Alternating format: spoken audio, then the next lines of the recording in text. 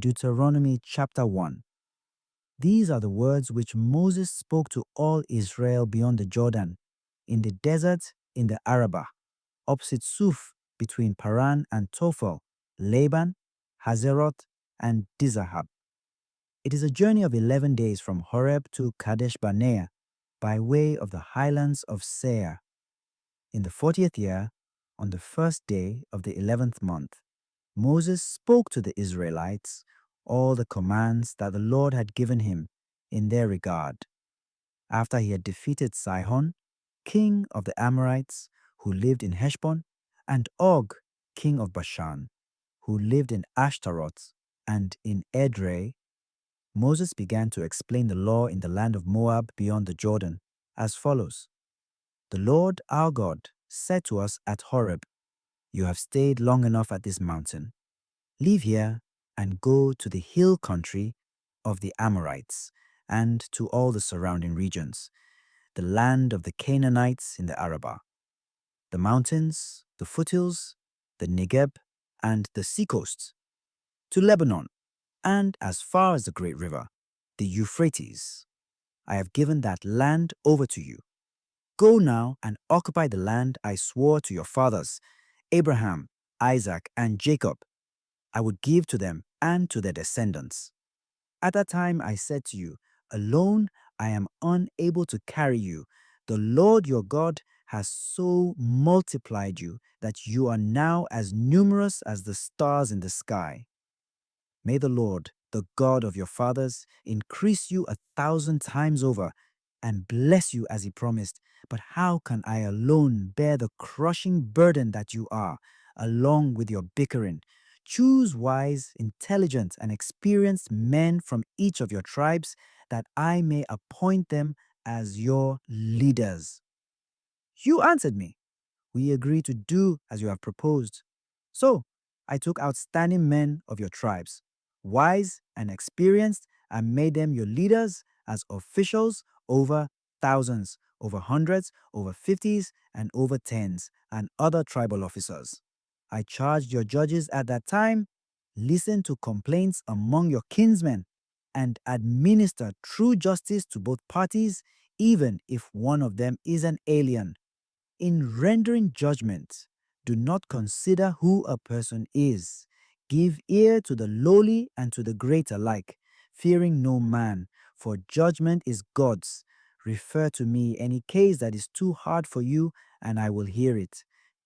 Thereupon I gave you all the commands you were to fulfill. Then, in obedience to the command of the Lord our God, we set out from Horeb and journeyed through the whole desert, vast and fearful as you have seen, in the direction of the hill country of the Amorites. We had reached Kadesh Barnea when I said to you, "You have come to the hill country of the Amorites, which the Lord our God is giving us. The Lord your God has given this land over to you. Go up and occupy it, as the Lord, the God of your fathers, commands you. Do not fear or lose heart." Then all of you came up to me and said, "Let us send men ahead to reconnoiter the land for us and report to us on the road we must follow and the cities we must take." Agreeing with the proposal, I chose 12 men from your number, one from each tribe. They set out into the hill country as far as the Wadi Eshkol and explored it. Then, taking along some of the fruit of the land, they brought it down to us and reported, "The land which the Lord our God gives us is good, but you refuse to go up. And after defying the command of the Lord your God, you set to murmuring in your tents. Out of hatred for us, the Lord has brought us up out of the land of Egypt to deliver us into the hands of the Amorites and destroy us. What shall we meet with up there? Our kinsmen have made us faint-hearted by reporting that the people are stronger and taller than we, and their cities are large and fortified to the sky. Besides, they saw the Anakim there. But I said to you, Have no dread or fear of them. The Lord, your God, who goes before you, will himself fight for you, just as he took your part before your very eyes in Egypt as well as in the desert, where you saw how the Lord, your God, carried you as a man carries his child all along your journey until you arrived at this place.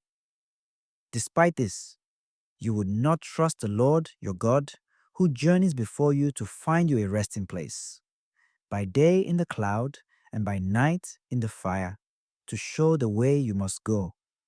When the Lord heard your words, he was angry, and he swore, "Not one man of this evil generation shall look upon the good land I swore to give to your fathers, except Caleb, son of Jephunneh. He shall see it. For to him and to his sons I will give the land he trod upon, because he has followed the Lord unreservedly." The Lord was angered against me also on your account, and said, "Not even you shall enter there, but your aide Joshua, son of Nun, shall enter. Encourage him, for he is to give Israel its heritage. Your little ones, who you said would become booty, and your children, who as yet do not know good from bad, they shall enter.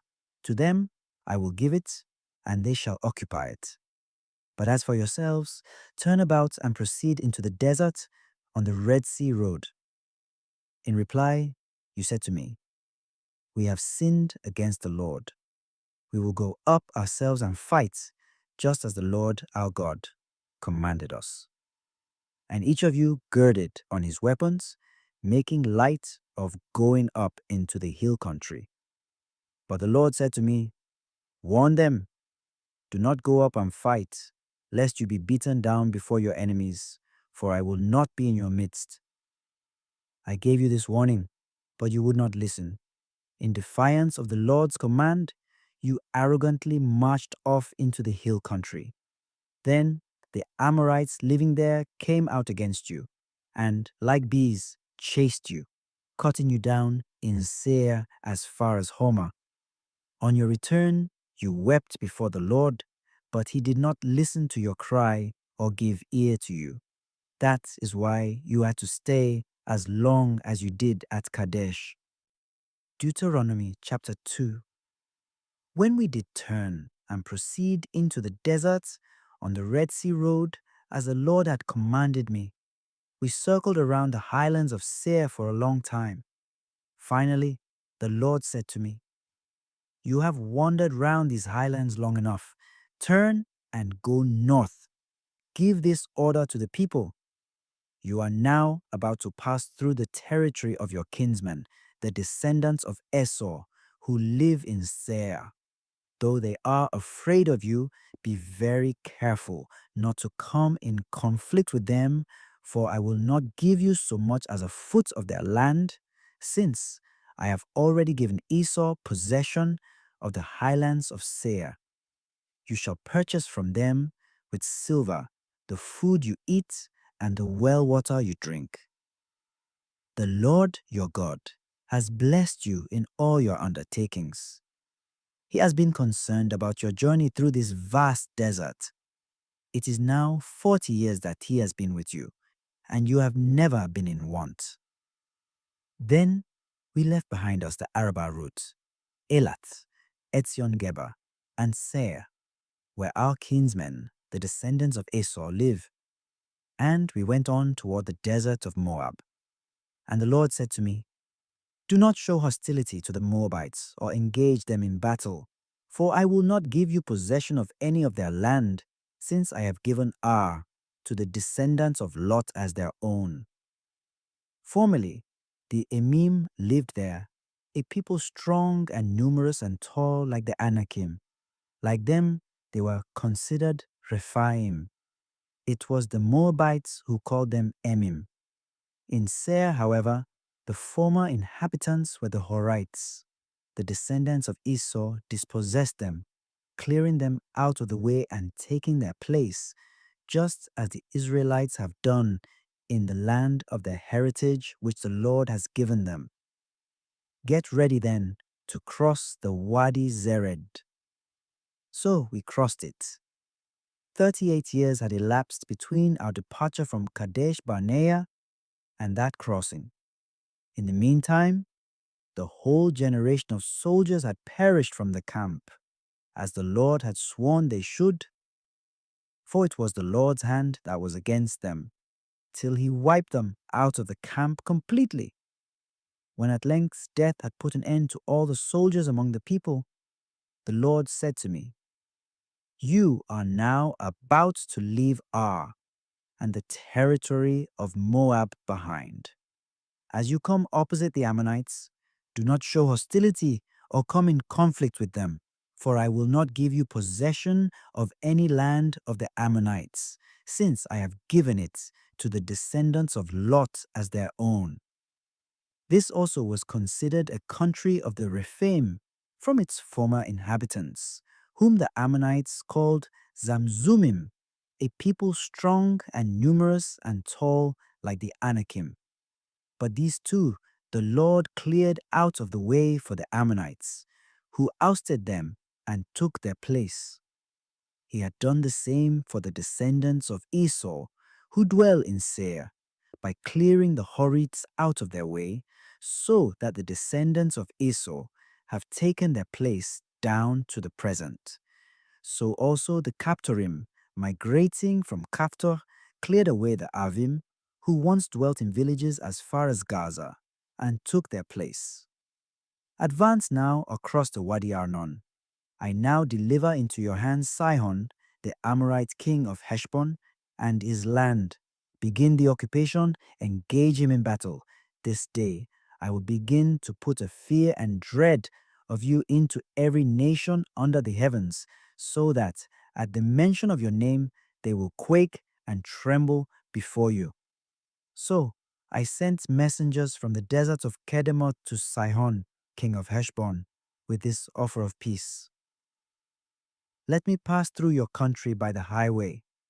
I will go along it without turning aside to the right or to the left. For the food I eat which you will supply, and for the water you give me to drink, you shall be paid in silver.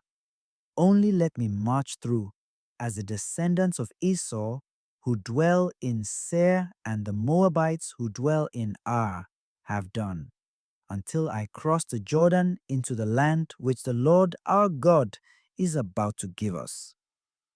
But Sihon, king of Heshbon, refused to let us pass through his land, because the Lord your God made him stubborn in mind and obstinate in heart, that he might deliver him up to you, as indeed he has now done. Then the Lord said to me, "Now that I have already begun to hand over to you Sihon and his land, begin the actual occupation." So Sihon and all his people advanced against us to join battle at Jahaz. But since the Lord our God had delivered him to us, we defeated him and his sons and all his people.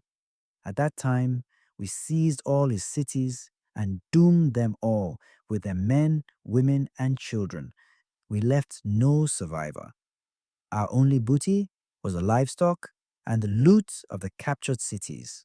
From Aroer on the edge of the Wadi Arnon, and from the city in the Wadi itself, as far as Gilead, no city was too well fortified for us to whom the Lord had delivered them up. However, in obedience to the command of the Lord, our God, you did not encroach upon any of the Ammonites' land, neither the region bordering on the Wadi Jabbok, nor the cities of the highlands. Deuteronomy chapter 3. Then we turned and proceeded toward Bashan. But Og, king of Bashan, advanced against us with all his people to give battle at Edrei. The Lord, however, said to me, "Do not be afraid of him, for I have delivered him into your hand with all his people and his land. Do to him as you did to Sihon, king of the Amorites, who lived in Heshbon." And thus the Lord our God delivered into our hands Og, king of Bashan, with all his people. We defeated him so completely that we left him no survivor. At that time, we captured all his cities, none of them eluding our grasp. The whole region of Argob, the kingdom of Og in Bashan, 60 cities in all, to say nothing of the great number of unwalled towns. All the cities were fortified with high walls and gates and bars, as we had done to Sihon, king of Heshbon. So also here we doomed all the cities with their men, women, and children. But all the livestock and the loot of each city we took as booty for ourselves. And so at that time we took from the two kings of the Amorites beyond the Jordan the territory from the Wadi Arnon to Mount Hermon, which is called Sirion by the Sidonians and Senia by the Amorites, comprising all the cities of the plateau and all Gilead and all the cities of the kingdom of Og in Bashan, including Salekah and Edrei. Og, king of Bashan, was the last remaining survivor of the Rephaim. He had a bed of iron, 9 regular cubits long and 4 wide, which is still preserved in Rabbah of the Ammonites. When we occupied the land at that time, I gave Reuben and Gad the territory from Aroer on the edge of the Wadi Arnon, halfway up into the highlands of Gilead, with the cities therein. The rest of Gilead and all of Bashan, the kingdom of Og, the whole Argob region, I gave to the half-tribe of Manasseh. All this region of Bashan was once called a land of the Rephaim. Jair, a Manassehite clan, took all the region of Argob as far as the border of the Geshurites and Maacathites, and called it after his own name, Bashan Havoth Jair, the name it bears today. To Machir, I gave Gilead, and to Reuben and Gad, the territory from Gilead to the Wadi Arnon, including the Wadi Bed and its banks, and to the Wadi Jabbok, which is the border of the Ammonites, as well as the Arabah with the Jordan and its eastern banks from Chinnereth to the salt sea of the Arabah, under the slopes of Pisgah. At that time, I charged them as follows. The Lord, your God, has given you this land as your own, but all you troops equipped for battle must cross over in the vanguard of your brother Israelites. Only your wives and children, as well as your livestock, of which I know you have a large number, shall remain behind in the towns I have given you, until the Lord has settled your kinsmen as well, and they too possess the land which the Lord your God will give them on the other side of the Jordan. Then you may all return to the possessions I have given you. It was then that I instructed Joshua, your eyes have seen all that the Lord your God has done to both these kings. So too will the Lord do to all the kingdoms which you will encounter over there. Fear them not, for the Lord your God will fight for you. And it was then that I besought the Lord, O Lord God, you have begun to show to your servant your greatness and might. For what God in heaven or on earth can perform deeds as mighty as yours? Ah, let me cross over and see this good land beyond the Jordan, this fine hill country, and the Lebanon. But the Lord was angry with me on your account, and would not hear me. Enough, the Lord said to me. Speak to me no more of this. Go up to the top of Pisgah and look out to the west, and to the north, and to the south, and to the east. Look well, for you shall not cross this Jordan. Commission Joshua, and encourage and strengthen him, for he shall cross at the head of this people, and shall put them in possession of the land you are to see. This was while we were in the ravine, opposite Beth Peor. Deuteronomy chapter 4. Now, Israel, hear the statutes and decrees which I am teaching you to observe, that you may live and may enter in and take possession of the land which the Lord, the God of your fathers, is giving you. in your observance of the commandments of the Lord your God, which I enjoin upon you. You shall not add to what I command you, nor subtract from it. You have seen with your own eyes what the Lord did at Baal Peor. The Lord your God destroyed from your midst everyone that followed the Baal of Peor, but you, who clung to the Lord your God, are all alive today. Therefore, I teach you the statutes and decrees as the Lord my God has commanded me, that you may observe them in the land you are entering to occupy. Observe them carefully, for thus will you give evidence of your wisdom and intelligence to the nations, who will hear of all these statutes and say, this great nation is truly a wise and intelligent people. For what great nation is there that has gods so close to it as the Lord our God is to us whenever we call upon him? Or what great nation has statutes and decrees that are as just as this whole law which I am setting before you today? However, take care and be earnestly on your guard not to forget the things which your own eyes have seen, nor let them slip from your memory as long as you live, but teach them to your children and to your children's children. There was a day on which you stood before the Lord your God at Horeb, and he said to me, assemble the people for me.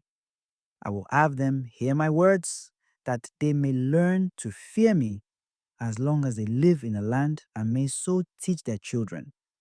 You came near and stood at the foot of the mountain, which blazed to the very sky with fire and was enveloped in a dense black cloud. Then the Lord spoke to you from the midst of the fire. You heard the sound of the words, but saw no form. There was only a voice. He proclaimed to you his covenant, which he commanded you to keep, the 10 Commandments, which he wrote on 2 tablets of stone. The Lord charged me at that time to teach you the statutes and decrees which you are to observe over in the land you will occupy. You saw no form at all on the day the Lord spoke to you at Horeb from the midst of the fire. Be strictly on your guard, therefore, not to degrade yourselves by fashioning an idol to represent any figure, whether it be the form of a man or a woman, of any animal on the earth, or of any bird that flies in the sky, of anything that crawls on the ground, or of any fish in the waters under the earth. And when you look up to the heavens and behold the sun or the moon or any star among the heavenly hosts, do not be led astray into adoring them and serving them. These the Lord your God has let fall to the lot of all other nations under the heavens.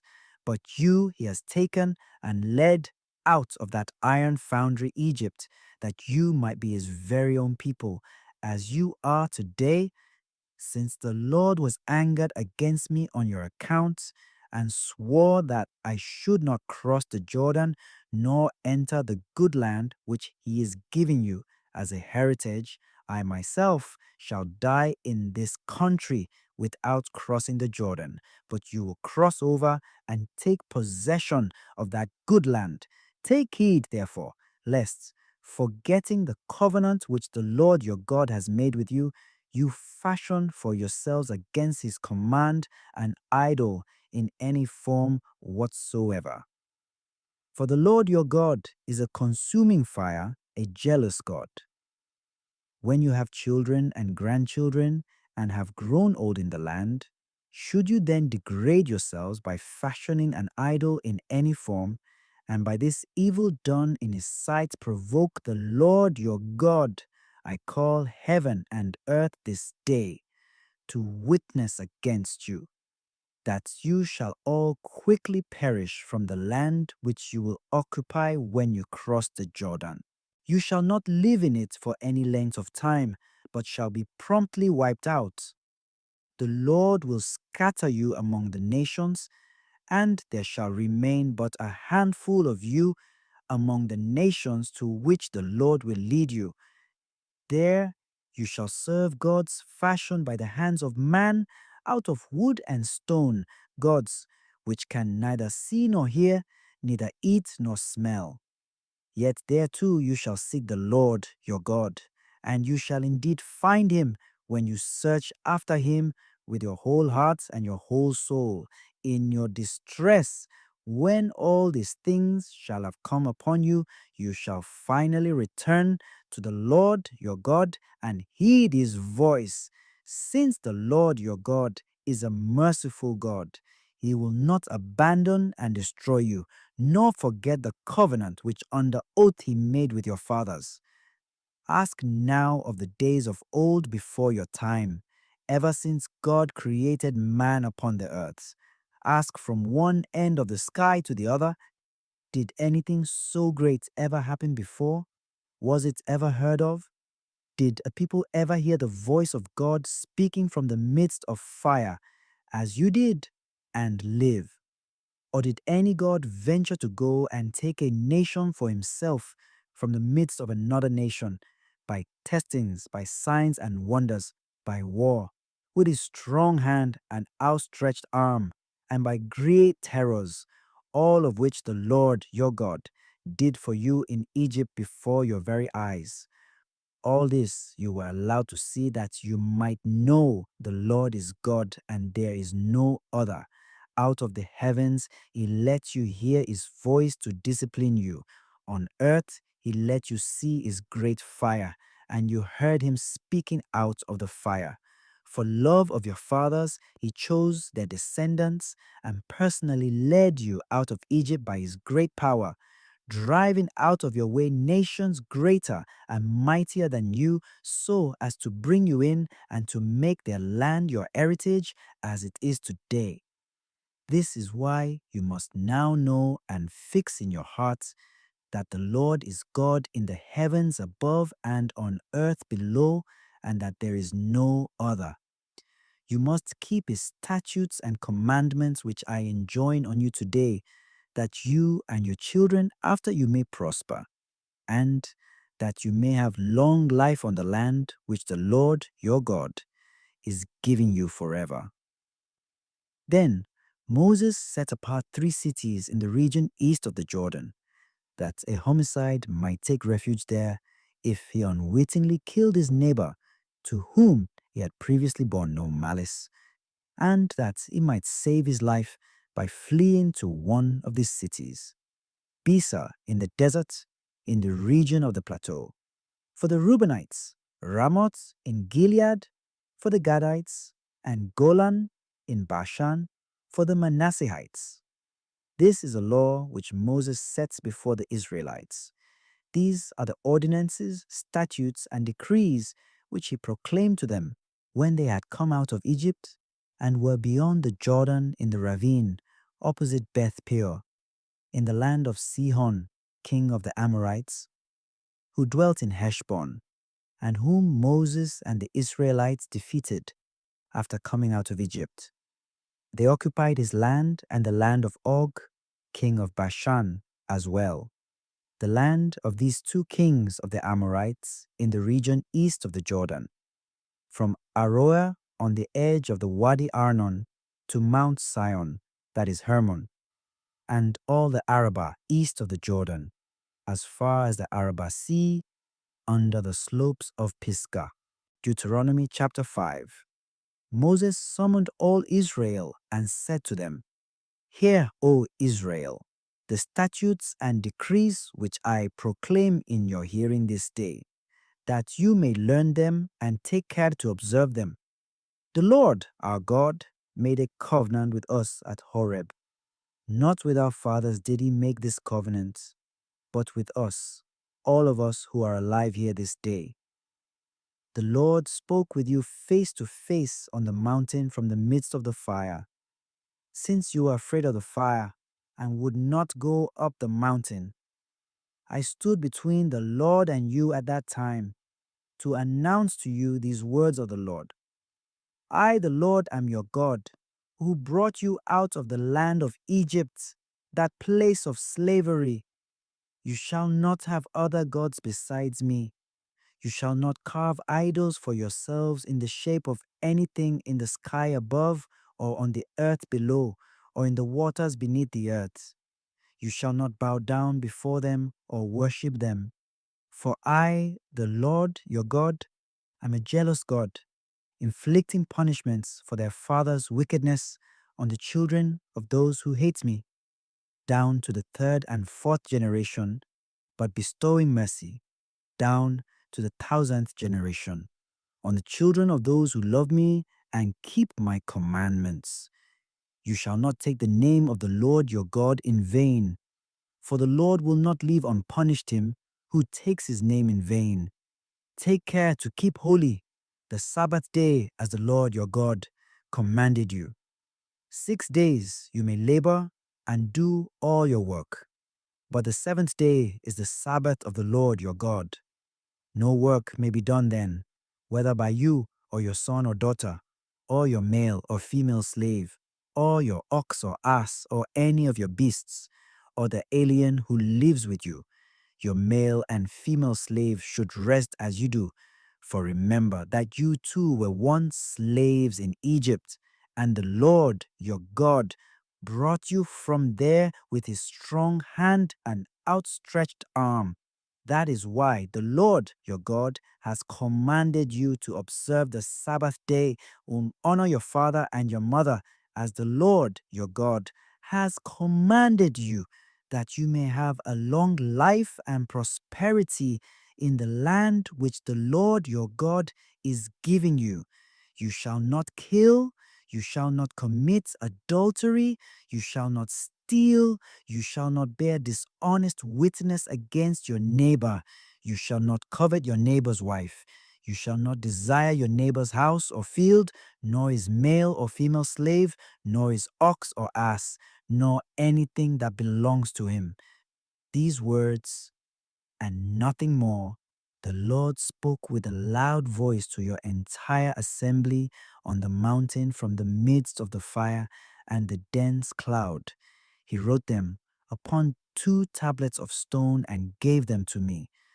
But when you heard the voice from the midst of the darkness, while the mountain was ablaze with fire, you came to me in the person of all your tribal heads and elders and said, The Lord our God has indeed let us see his glory and his majesty. We have heard his voice from the midst of the fire and have found out today that a man can still live after God has spoken with him. But why should we die now? Surely this great fire will consume us. If we hear the voice of the Lord our God any more, we shall die. For what mortal has heard, as we have, the voice of the living God speaking from the midst of fire and survived? Go closer, you, and hear all that the Lord our God will say, and then tell us what the Lord our God tells you. We will listen and obey. The Lord heard your words as you were speaking to me, and said to me, I have heard the words these people have spoken to you, which are all well said. Would that they might always be of such a mind to fear me and to keep all my commandments. Then they and their descendants would prosper forever. Go, tell them to return to their tents. Then you wait here near me, and I will give you all the commandments, the statutes and decrees you must teach them, that they may observe them in the land which I am giving them to possess. Be careful, therefore, to do as the Lord your God has commanded you, not turning aside to the right or to the left, but following exactly the way prescribed for you by the Lord your God, that you may live and prosper, and may have long life in the land which you are to occupy. Deuteronomy chapter 6. These then are the commandments, the statutes, and decrees which the Lord your God has ordered that you be taught to observe in the land into which you are crossing for conquest, so that you and your son and your grandson may fear the Lord your God and keep throughout the days of your lives all his statutes and commandments which I enjoin on you, and thus have long life.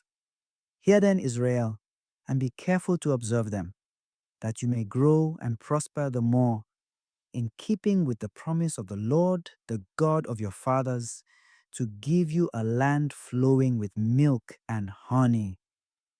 Hear, O Israel, the Lord is our God, the Lord alone. Therefore, you shall love the Lord your God with all your heart and with all your soul and with all your strength. Take to heart these words which I enjoin on you today. Drill them into your children. Speak of them at home and abroad, whether you are busy or at rest. Bind them at your wrists as a sign, and let them be as a pendant on your forehead. Write them on the doorposts of your houses and on your gates. When the Lord your God brings you into the land which he swore to your fathers, Abraham, Isaac, and Jacob, that he would give you, a land with fine large cities that you did not build, with houses full of goods of all sorts that you did not garner, with cisterns that you did not dig, with vineyards and olive groves that you did not plant. And when therefore you eat your fill, take care not to forget the Lord, who brought you out of the land of Egypt, that place of slavery. The Lord your God shall you fear, him shall you serve, and by his name shall you swear. You shall not follow other gods, such as those of the surrounding nations, lest the wrath of the Lord your God flare up against you, and he destroy you from the face of the land. For the Lord your God, who is in your midst, is a jealous God. You shall not put the Lord your God to the test, as you did at Massah, but keep the commandments of the Lord your God, and the ordinances and statutes he has enjoined on you. Do what is right and good in the sight of the Lord, that you may, according to his word, prosper, and may enter in and possess the good land which the Lord promised on oath to your fathers, thrusting all your enemies out of your way. Later on, when your son asks you what these ordinances, statutes, and decrees mean which the Lord our God has enjoined on you, you shall say to your son, We were once slaves of Pharaoh in Egypt, but the Lord brought us out of Egypt with his strong hand, and wrought before our eyes signs and wonders, great and dire, against Egypt and against Pharaoh and his whole house. He brought us from there to lead us into the land he promised on oath to our fathers, and to give it to us.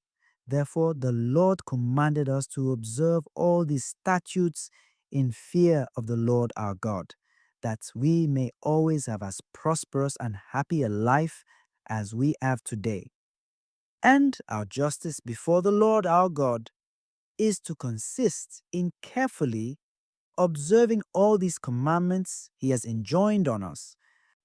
Deuteronomy chapter 7. When the Lord your God brings you into the land which you are to enter and occupy, and dislodges great nations before you, the Hittites, Girgashites, Amorites, Canaanites, Perizzites, Hivites, and Jebusites, 7 nations more numerous and powerful than you. And when the Lord your God delivers them up to you and you defeat them, you shall doom them. Make no covenant with them and show them no mercy. You shall not intermarry with them, neither giving your daughters to their sons, nor taking their daughters for your sons. For they would turn your sons from following me to serving other gods, and then the wrath of the Lord would flare up against you and quickly destroy you. But this is how you must deal with them. Tear down their altars, smash their sacred pillars, chop down their sacred poles, and destroy their idols by fire. For you are a people sacred to the Lord your God. He has chosen you from all the nations on the face of the earth to be a people peculiarly his own. It was not because you are the largest of all nations that the Lord set his heart on you and chose you, for you are really the smallest of all nations. It was because the Lord loved you and because of his fidelity to the oath he had sworn to your fathers that he brought you out with a strong hand from the place of slavery and ransomed you from the hand of Pharaoh, king of Egypt. Understand then that the Lord your God is God indeed, the faithful God who keeps his merciful covenants down to the 1,000th generation toward those who love him and keep his commandments, but who repays with destruction the person who hates him. He does not dally with such a one, but makes him personally pay for it. You shall therefore carefully observe the commandments, the statutes, and the decrees which I enjoin on you today. As your reward for heeding these decrees and observing them carefully, the Lord your God will keep with you the merciful covenant which he promised on oath to your fathers. He will love and bless and multiply you. He will bless the fruit of your womb and the produce of your soil, your grain and wine and oil, the issue of your herds and the young of your flocks, in the land which he swore to your fathers he would give you. You will be blessed above all peoples. No man or woman among you shall be childless, nor shall your livestock be barren. The Lord will remove all sickness from you. He will not afflict you with any of the malignant diseases that you know from Egypt, but will leave them with all your enemies. You shall consume all the nations which the Lord your God will deliver up to you. You are not to look on them with pity, lest you be ensnared into serving their gods. Perhaps you will say to yourselves, these nations are greater than we. How can we dispossess them? But do not be afraid of them. Rather, call to mind what the Lord your God did to Pharaoh and to all Egypt, the great testings which your own eyes have seen, the signs and wonders, his strong hand and outstretched arm, with which the Lord your God brought you out. The same also will he do to all the nations of whom you are now afraid. Moreover, the Lord your God will send hornets among them, until the survivors who have hidden from you are destroyed. Therefore, do not be terrified by them, for the Lord your God, who is in your midst, is a great and awesome God. He will dislodge these nations before you little by little. You cannot exterminate them all at once, lest the wild beasts become too numerous for you. The Lord your God will deliver them up to you and will rout them utterly until they are annihilated. He will deliver their kings into your hand, that you may make their names perish from under the heavens. No man will be able to stand up against you till you have put an end to them. The images of their gods you shall destroy by fire. Do not covet the silver or gold on them, nor take it for yourselves, lest you be ensnared by it. For it is an abomination to the Lord your God. You shall not bring any abominable thing into your house, lest you be doomed with it. Loathe and abhor it utterly as a thing that is doomed. Deuteronomy chapter 7. When the Lord your God brings you into the land which you are to enter and occupy, and dislodges great nations before you, the Hittites, Girgashites, Amorites, Canaanites, Perizzites, Hivites, and Jebusites, 7 nations more numerous and powerful than you. And when the Lord your God delivers them up to you and you defeat them, you shall doom them. Make no covenant with them and show them no mercy. You shall not intermarry with them, neither giving your daughters to their sons, nor taking their daughters for your sons. For they would turn your sons from following me to serving other gods, and then the wrath of the Lord would flare up against you and quickly destroy you.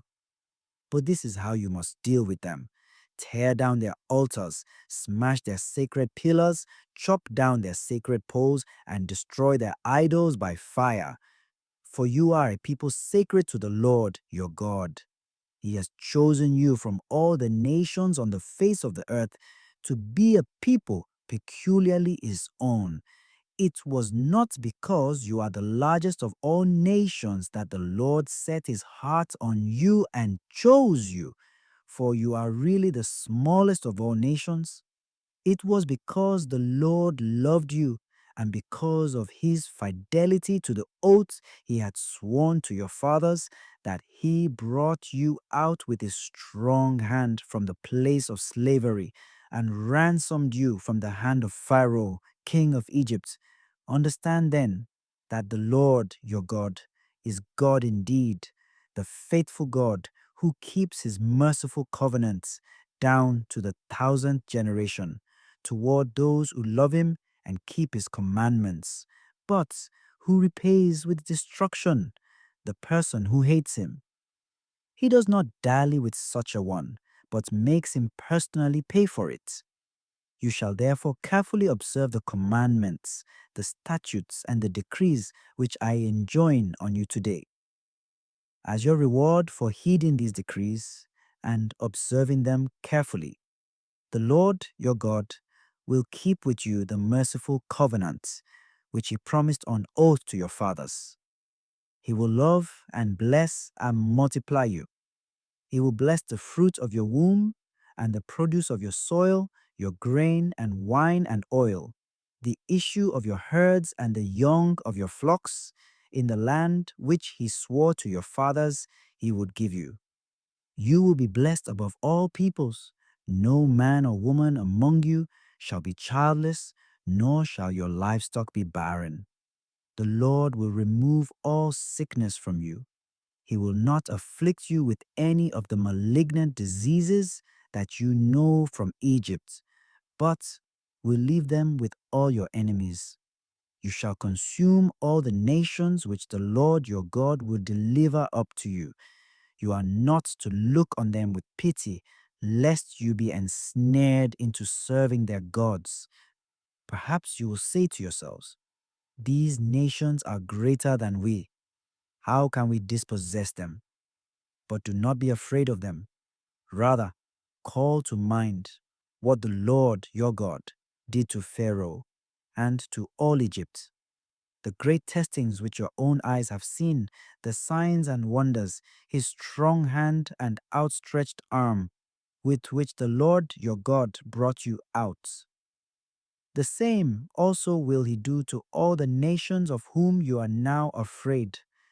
Moreover, the Lord your God will send hornets among them, until the survivors who have hidden from you are destroyed. Therefore, do not be terrified by them, for the Lord your God, who is in your midst, is a great and awesome God. He will dislodge these nations before you little by little. You cannot exterminate them all at once, lest the wild beasts become too numerous for you. The Lord your God will deliver them up to you and will rout them utterly until they are annihilated.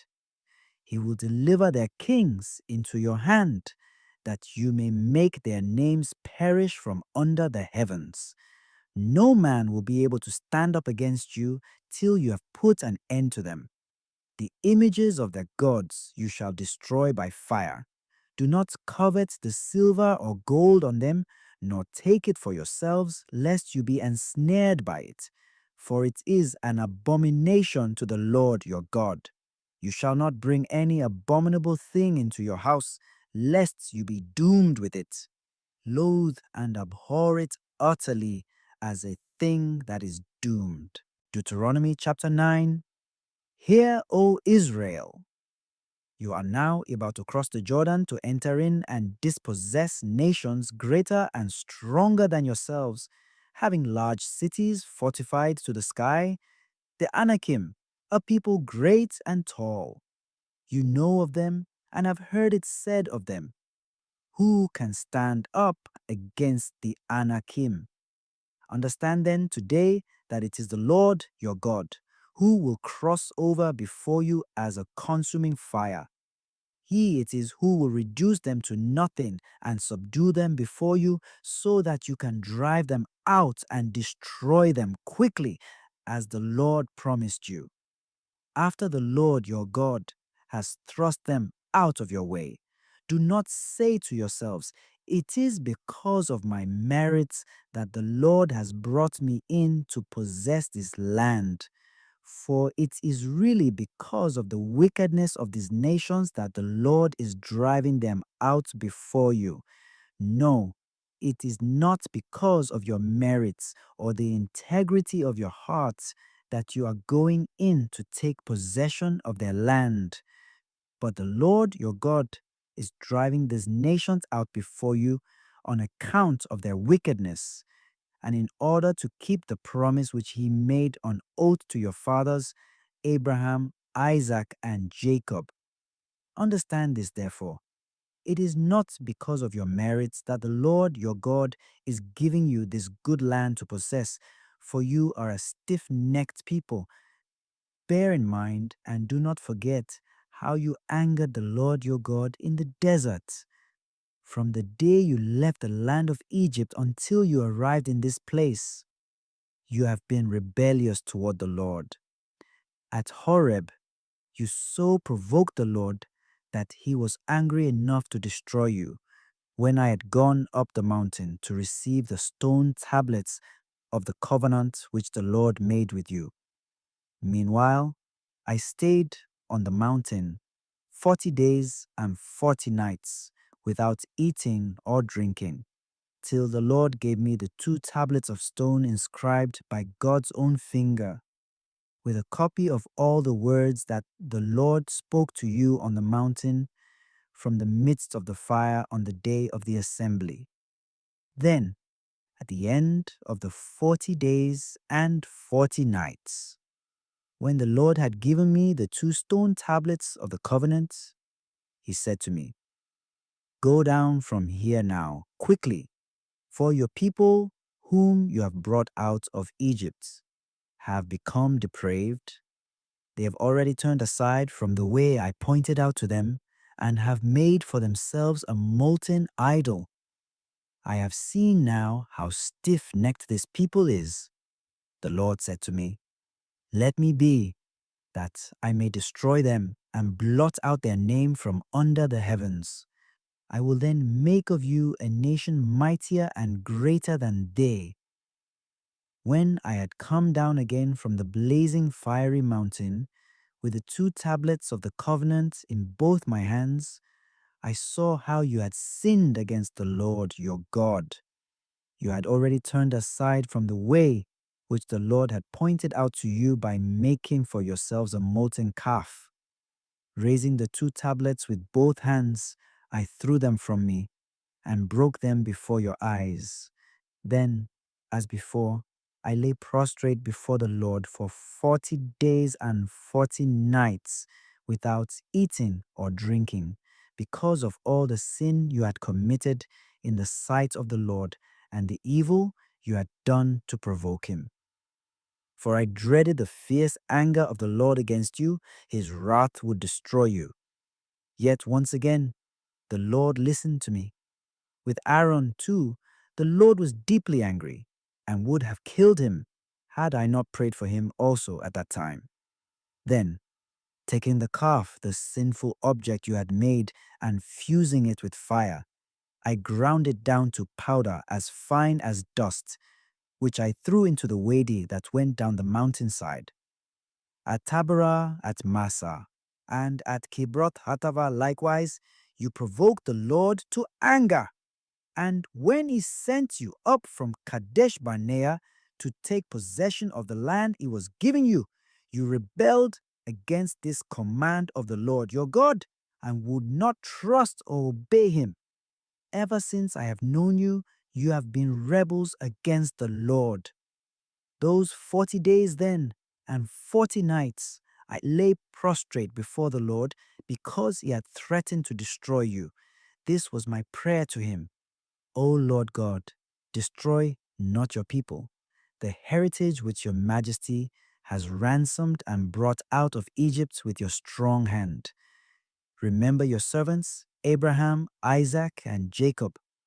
Look not upon the stubbornness of this people, nor upon their wickedness and sin, lest the people from whose land you have brought us say, the Lord was not able to bring them into the land he promised them, or out of hatred for them, he brought them out to slay them in a desert. They are, after all, your people and your heritage, whom you have brought out by your great power and with your outstretched arm. Deuteronomy chapter 10. At that time the Lord said to me, cut 2 tablets of stone like the former, then come up the mountain to me. Also make an ark of wood.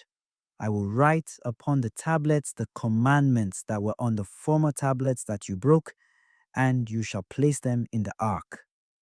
So I made an ark of acacia wood, and cut 2 tablets of stone like the former, and went up the mountain carrying the 2 tablets.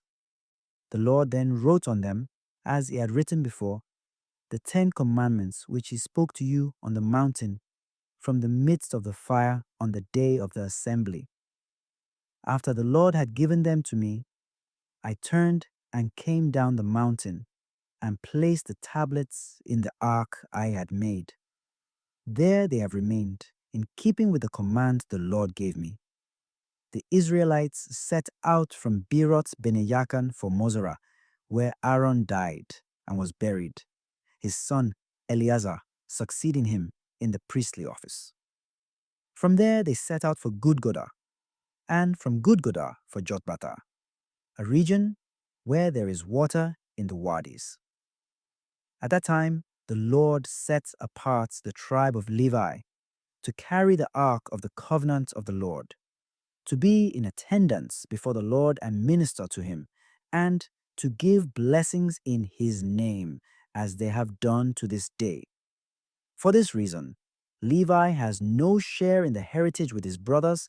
The Lord himself is his heritage, as the Lord your God has told him.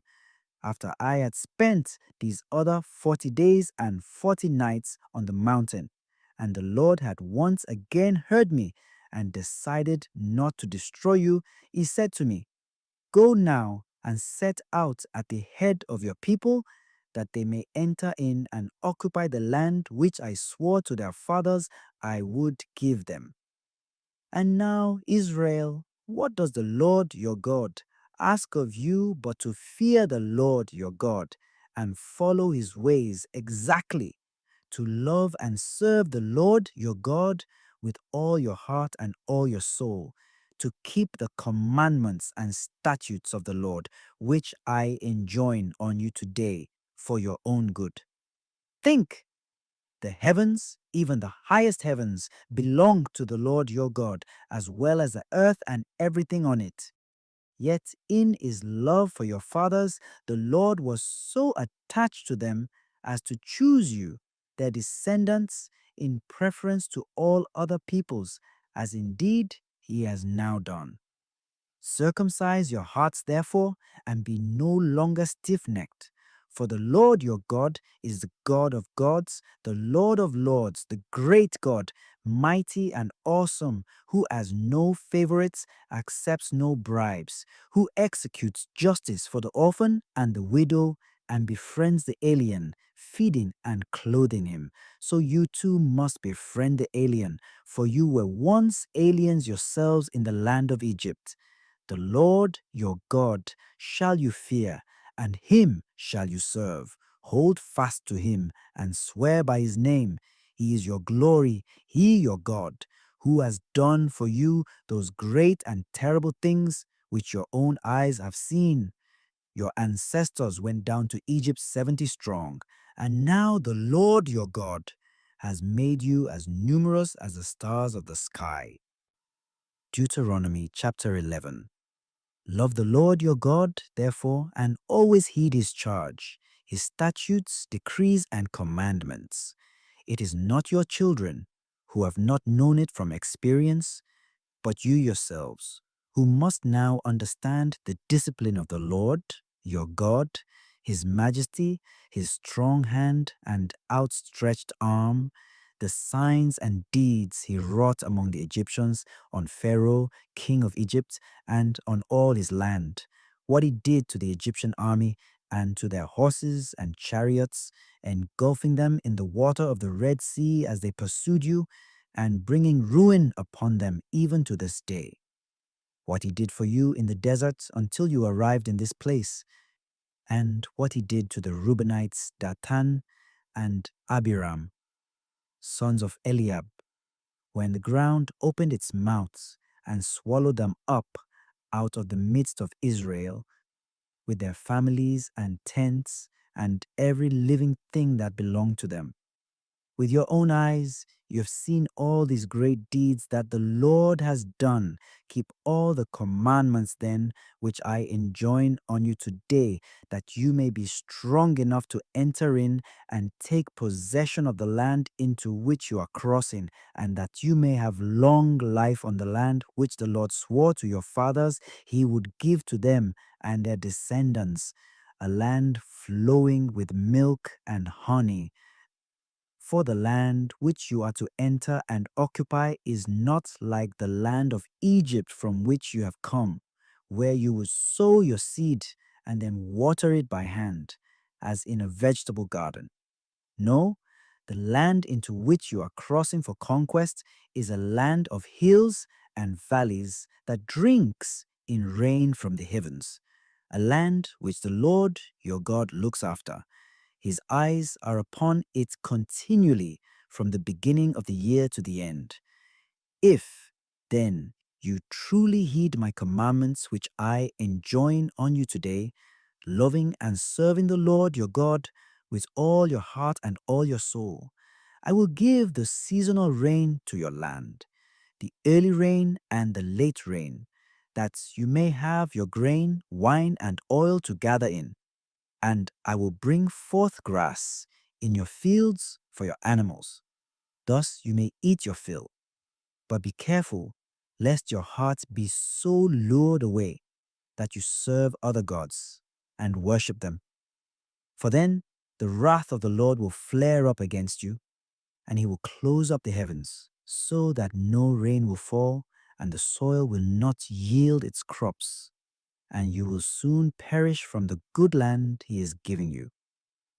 Therefore, take these words of mine into your heart and soul, bind them at your wrists as a sign, and let them be a pendant on your forehead.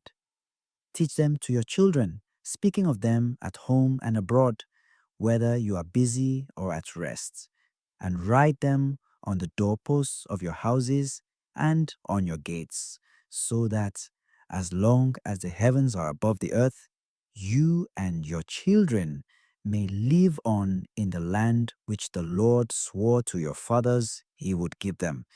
For if you are careful to observe all these commandments I enjoin on you, loving the Lord your God and following his ways exactly, and holding fast to him, the Lord would drive all these nations out of your way, and you would dispossess nations greater and mightier than yourselves. Every place where you set foot shall be yours, from the desert and from Lebanon, from the Euphrates River to the western sea shall be your territory. None shall stand up against you.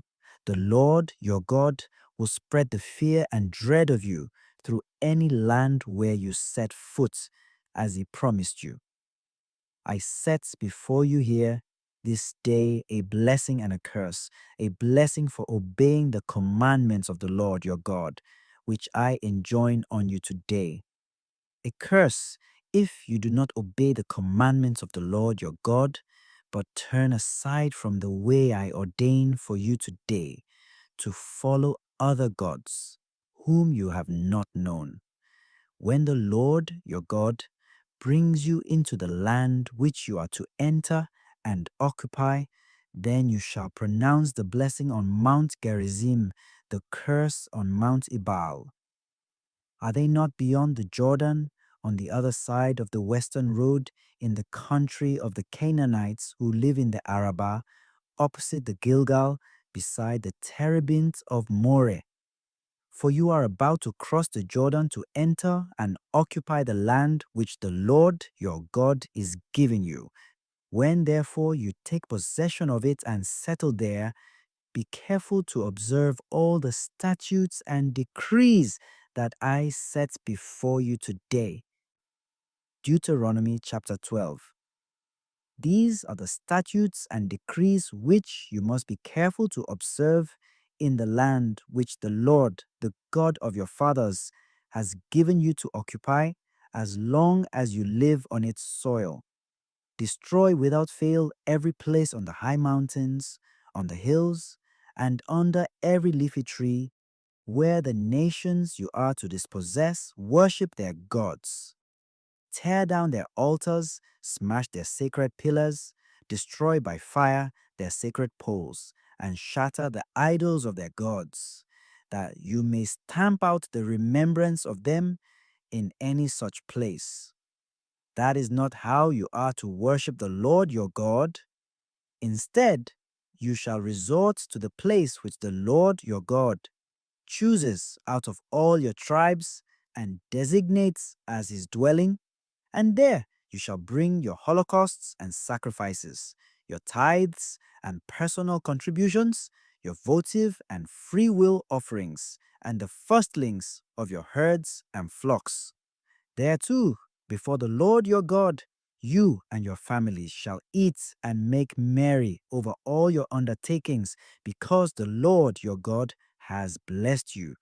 You shall not do as we are now doing. Here, everyone does what seems right to himself, since you have not yet reached your resting place, the heritage which the Lord your God will give you.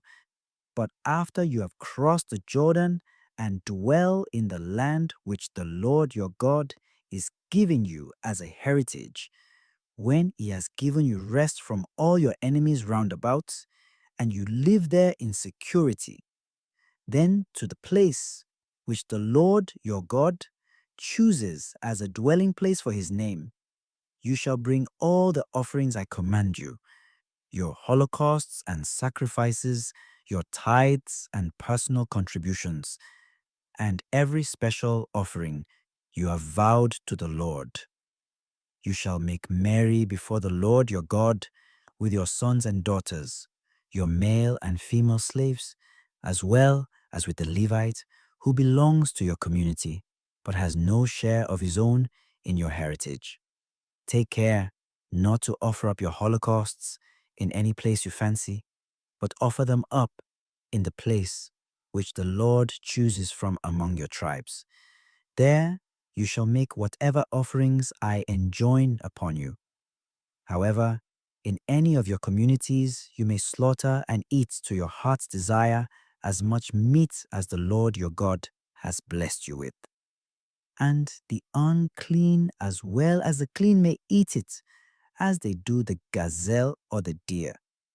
Only you shall not partake of the blood, but must pour it out on the ground like water.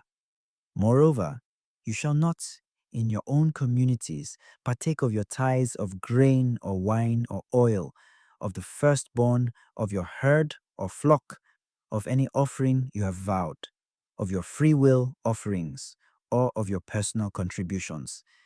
These you must eat before the Lord your God, in the place he chooses, along with your son and daughter, your male and female slave, and the Levite who belongs to your community.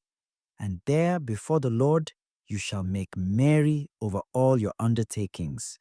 Take care also that you do not neglect the Levite as long as you live in the land. After the Lord your God has enlarged your territory, as he promised you, when you wish meat for food, you may eat it at will to your heart's desire. And if the place which the Lord your God chooses for the abode of his name is too far, you may slaughter in the manner I have told you any of your herd or flock that the Lord has given you, and eat it to your heart's desire in your own community.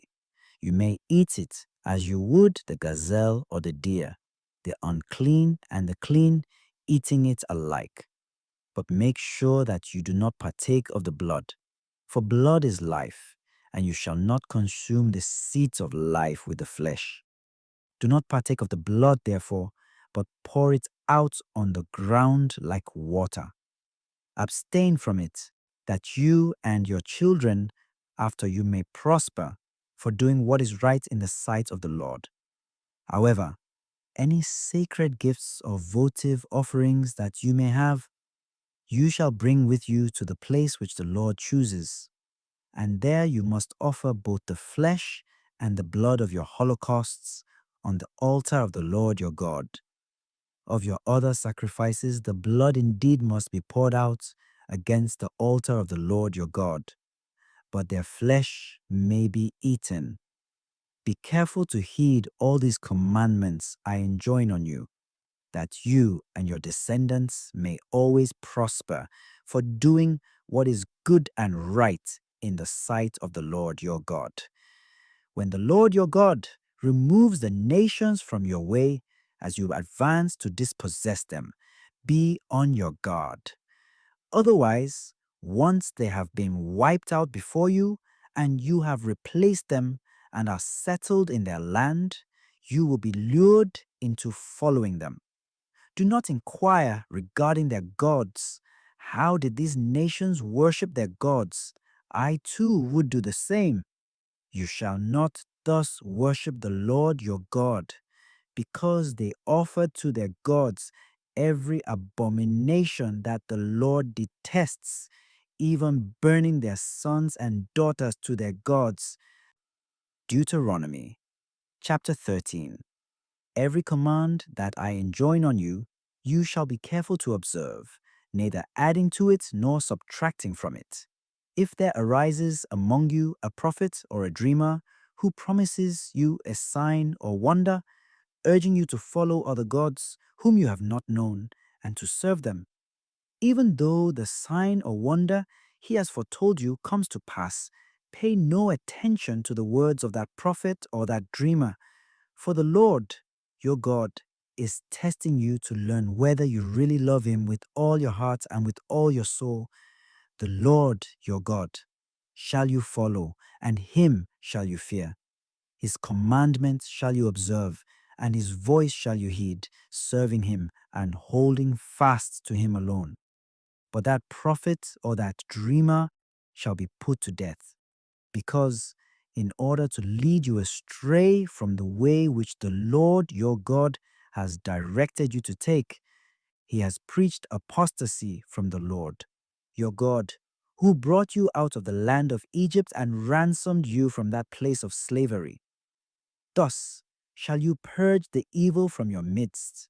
If your own full brother, or your son or daughter, or your beloved wife, or your intimate friend, entices you secretly to serve other gods, whom you and your fathers have not known, gods of any other nations, near at hand or far away, from one end of the earth to the other, do not yield to him or listen to him, nor look with pity upon him to spare or shield him, but kill him. Your hand shall be the first raised to slay him. The rest of the people shall join in with you.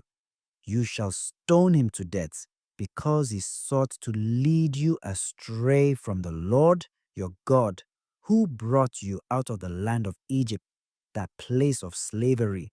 And all Israel, hearing of it, shall fear and never again do such evil as this in your midst.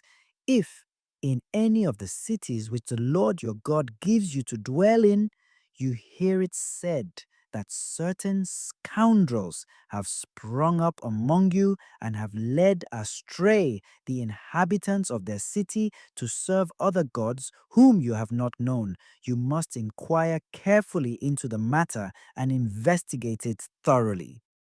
If you find that it is true and an established fact that this abomination has been committed in your midst, you shall put the inhabitants of that city to the sword, dooming the city and all life that is in it, even its cattle to the sword. Having heaped up all its spoils in the middle of its square, you shall burn the city with all its spoils as a whole burnt offering to the Lord your God. Let it be a heap of ruins forever, never to be rebuilt.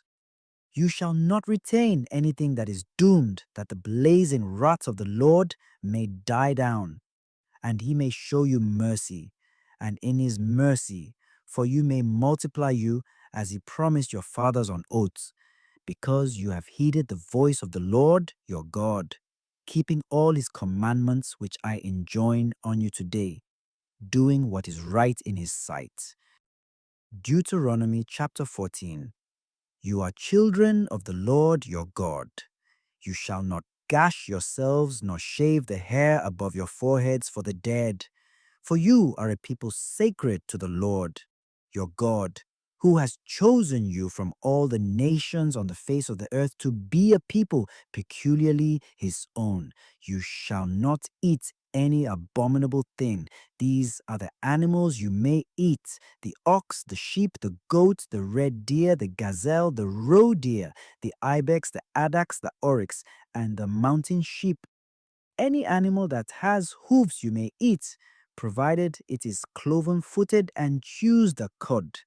But you shall not eat any of the following that only chew the cud, or only have cloven hoofs: the camel, the hare, and the rock badger, which indeed chew the cud, but do not have hoofs, and are therefore unclean for you; and the pig, which indeed has hoofs and is cloven-footed, but does not chew the cud, and is therefore unclean for you.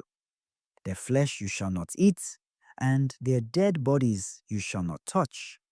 Of the various creatures that live in the water, whatever has both fins and scales you may eat, but all those that lack either fins or scales you shall not eat. They are unclean for you. You may eat all clean birds, but you shall not eat any of the following: the eagle, the vulture, the osprey, the various kites and falcons, all the various species of crows, the ostrich, the nightjar, the gull, the various species of hawks, the owl, the screech owl, the ibis, the desert owl, the buzzard, the cormorant, the stork, the various species of herons, the hoopoe, and the bat. All winged insects too are unclean for you and shall not be eaten, but you may eat any clean winged creatures. You must not eat any animal that has died of itself, for you are a people sacred to the Lord your God. But you may give it to an alien who belongs to your community, and he may eat it, or you may sell it to a foreigner. You shall not boil a kid in its mother's milk. Each year you shall tithe all the produce that grows in the field you have sown. Then, in the place which the Lord your God chooses as the dwelling place of his name, you shall eat in his presence your tithes of the grain, wine, and oil, as well as the firstlings of your herd and flock, that you may learn always to fear the Lord your God. If, however, the journey is too much for you, and you are not able to bring your tithe, because the place which the Lord your God chooses for the abode of his name is too far for you, considering how the Lord has blessed you, you may exchange the tithe for money, and, with the purse of money in hand, go to the place which the Lord your God chooses. You may then exchange the money for whatever you desire: oxen or sheep, wine or strong drink, or anything else you would enjoy, and there before the Lord your God you shall partake of it and make merry with your family. But do not neglect the Levite who belongs to your community, for he has no share in the heritage with you. At the end of every third year, you shall bring out all the tithes of your produce for that year and deposit them in community stores, that the Levite who has no share in the heritage with you, and also the alien, the orphan, and the widow who belong to your community may come and eat their fill, so that the Lord your God may bless you in all that you undertake. Deuteronomy chapter 15. At the end of every 7-year period, you shall have a relaxation of debts, which shall be observed as follows. Every creditor shall relax his claim on what he has loaned his neighbor. He must not press his neighbor, his kinsman, because a relaxation in honor of the Lord has been proclaimed. You may press a foreigner, but you shall relax the claim on your kinsman for what is yours. Nay, more, since the Lord your God will bless you abundantly in the land he will give you to occupy as your heritage. There should be no one of you in need, if you but heed the voice of the Lord your God and carefully observe all these commandments which I enjoin on you today. You will lend to many nations and borrow from none. You will rule over many nations, and none will rule over you. Since the Lord your God will bless you as he promised. If one of your kinsmen in any community is in need in the land which the Lord your God is giving you, you shall not harden your heart nor close your hand to him in his need. Instead, you shall open your hand to him and freely lend him enough to meet his need. Be on your guard, lest, entertaining the mean thought that the 7th year, the year of relaxation, is near, you grudge help to your needy kinsman and give him nothing. Else he will cry to the Lord against you, and you will be held guilty. When you give to him, give freely, and not with ill will. For the Lord your God will bless you for this in all your works and undertakings. The needy will never be lacking in the land.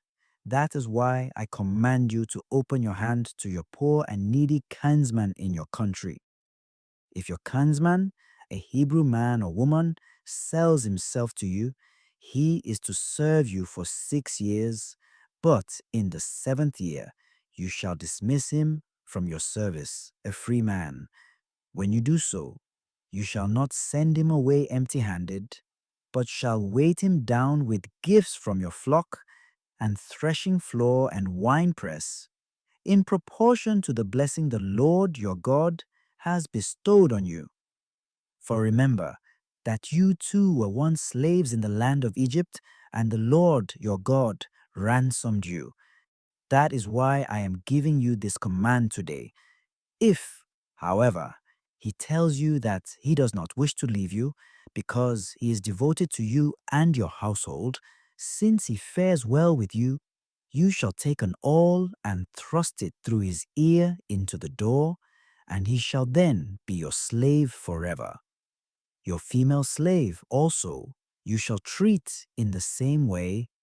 You must not be reluctant to let your slave go free, since the service he has given you for 6 years was worth twice a hired man's salary. Then also the Lord your God will bless you in everything you do. You shall consecrate to the Lord your God all the male firstlings of your herd and of your flock. You shall not work the firstlings of your cattle, nor shear the firstlings of your flock. Year after year you and your family shall eat them before the Lord your God, in the place he chooses. If, however, a firstling is lame or blind or has any other serious defect, you shall not sacrifice it to the Lord your God. But in your own communities you may eat it, the unclean and the clean, eating it alike, as you would a gazelle or a deer. Only you shall not partake of its blood, which must be poured out on the ground like water. Deuteronomy chapter 16. Observe the month of Abib by keeping the Passover of the Lord your God, since it was in the month of Abib that he brought you by night out of Egypt. you shall offer the Passover sacrifice from your flock or your herd to the Lord your God, in the place which he chooses as the dwelling place of his name. You shall not eat leavened bread with it. For 7 days you shall eat with it, only unleavened bread, the bread of affliction, that you may remember as long as you live the day of your departure from the land of Egypt. For in frightened haste you left the land of Egypt. Nothing leavened may be found in all your territory for 7 days, and none of the meat which you sacrificed on the evening of the first day shall be kept overnight for the next day. You may not sacrifice the Passover in any of the communities which the Lord your God gives you, only at the place which he chooses as the dwelling place of his name. And in the evening at sunset, on the anniversary of your departure from Egypt, shall you sacrifice the Passover. You shall cook and eat it at the place the Lord your God chooses. Then in the morning you may return to your tents. For 6 days you shall eat unleavened bread, and on the seventh there shall be a solemn meeting in honor of the Lord your God. On that day you shall not do any sort of work. You shall count off 7 weeks, computing them from the day when the sickle is first put to the standing grain. You shall then keep the feast of weeks in honor of the Lord your God, and the measure of your own free will offering shall be in proportion to the blessing the Lord your God has bestowed on you. In the place which the Lord your God chooses as the dwelling place of his name, you shall make merry in his presence together with your son and daughter, your male and female slave, and the Levite who belongs to your community, as well as the alien, the orphan, and the widow among you. Remember that you too were once slaves in Egypt, and carry out these statutes carefully. You shall celebrate the Feast of Booths for 7 days, when you have gathered in the produce from your threshing floor and winepress. You shall make merry at your feast, together with your son and daughter, your male and female slave, and also the Levite, the alien, the orphan, and the widow who belong to your community. For 7 days you shall celebrate this pilgrim feast in honor of the Lord your God in the place which he chooses. Since the Lord your God has blessed you in all your crops and in all your undertakings, you shall do naught but make merry. 3 times a year then every male among you shall appear before the Lord your God in the place which he chooses, at the feast of unleavened bread, at the feast of weeks, and at the feast of booths. No one shall appear before the Lord empty-handed, but each of you with as much as he can give, in proportion to the blessings which the Lord your God has bestowed on you. You shall appoint judges and officials throughout your tribes to administer true justice for the people in all the communities which the Lord your God is giving you. You shall not distort justice. You must be impartial. You shall not take a bribe, for a bribe blinds the eyes even of the wise and twists the words even of the just. Justice and justice alone shall be your aim, that you may have life and may possess the land which the Lord your God is giving you.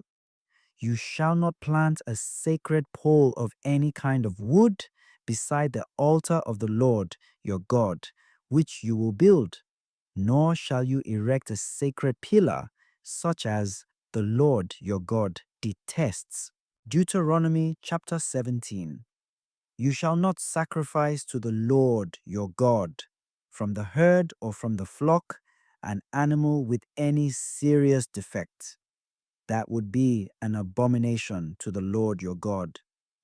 If there is found among you in any one of the communities which the Lord your God gives you a man or a woman who does evil in the sight of the Lord your God and transgresses his covenant by serving other gods, or by worshipping the sun or the moon or any of the hosts of the sky against my command, and if, on being informed of it, you find by careful investigation that it is true and an established fact that this abomination has been committed in Israel, you shall bring the man or woman who has done the evil deed out to your city gates and stone him to death.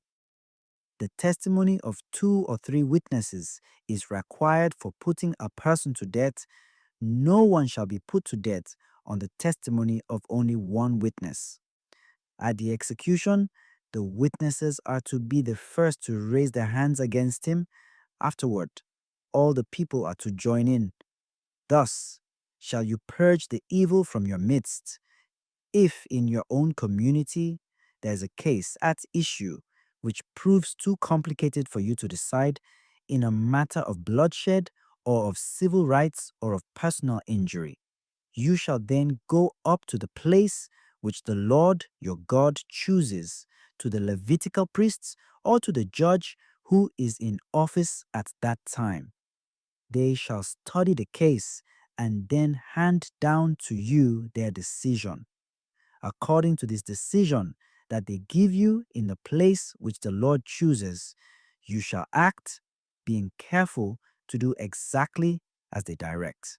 You shall carry out the directions they give you and the verdict they pronounce for you without turning aside to the right or to the left from the decision they hand down to you.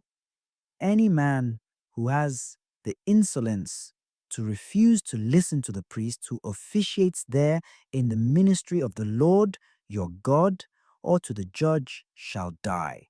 Thus shall you purge the evil from your midst, and all the people, on hearing of it, shall fear, and never again be so insolent, when you have come into the land which the Lord your God is giving you, and have occupied it and settled in it. Should you then decide to have a king over you like all the surrounding nations, you shall set that man over you as your king, whom the Lord your God chooses. He whom you set over you as king must be your kinsman. A foreigner who is no kin of yours, you may not set over you.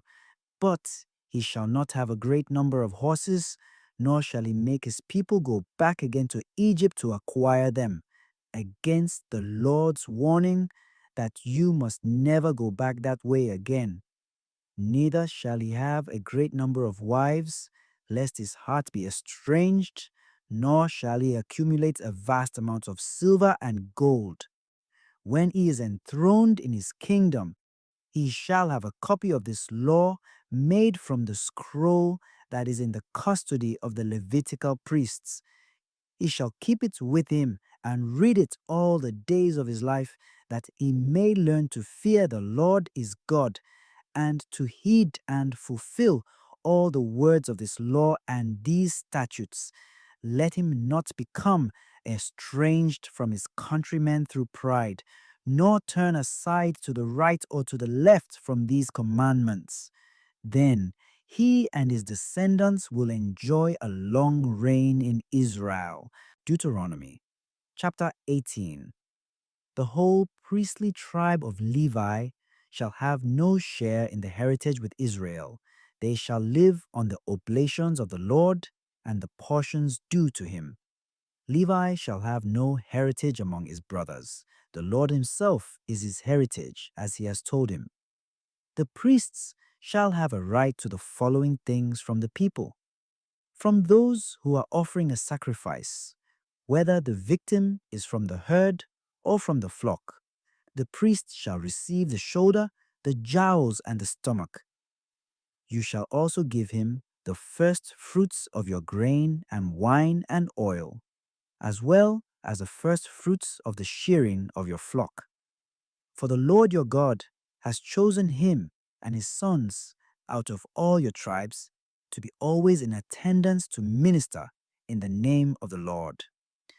When a Levite goes from one of your communities anywhere in Israel in which he ordinarily resides, to visit as his heart may desire.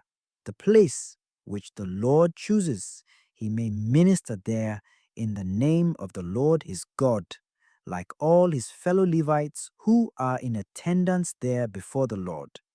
He shall then receive the same portions to eat as the rest, along with his monetary offerings and heirlooms. When you come into the land which the Lord your God is giving you, you shall not learn to imitate the abominations of the peoples there. Let there not be found among you anyone who immolates his son or daughter in the fire, nor a fortune teller, soothsayer, charmer, diviner, or caster of spells, nor one who consults goats and spirits or seeks oracles from the dead. Anyone who does such things is an abomination to the Lord, and because of such abominations, the Lord your God is driving those nations out of your way.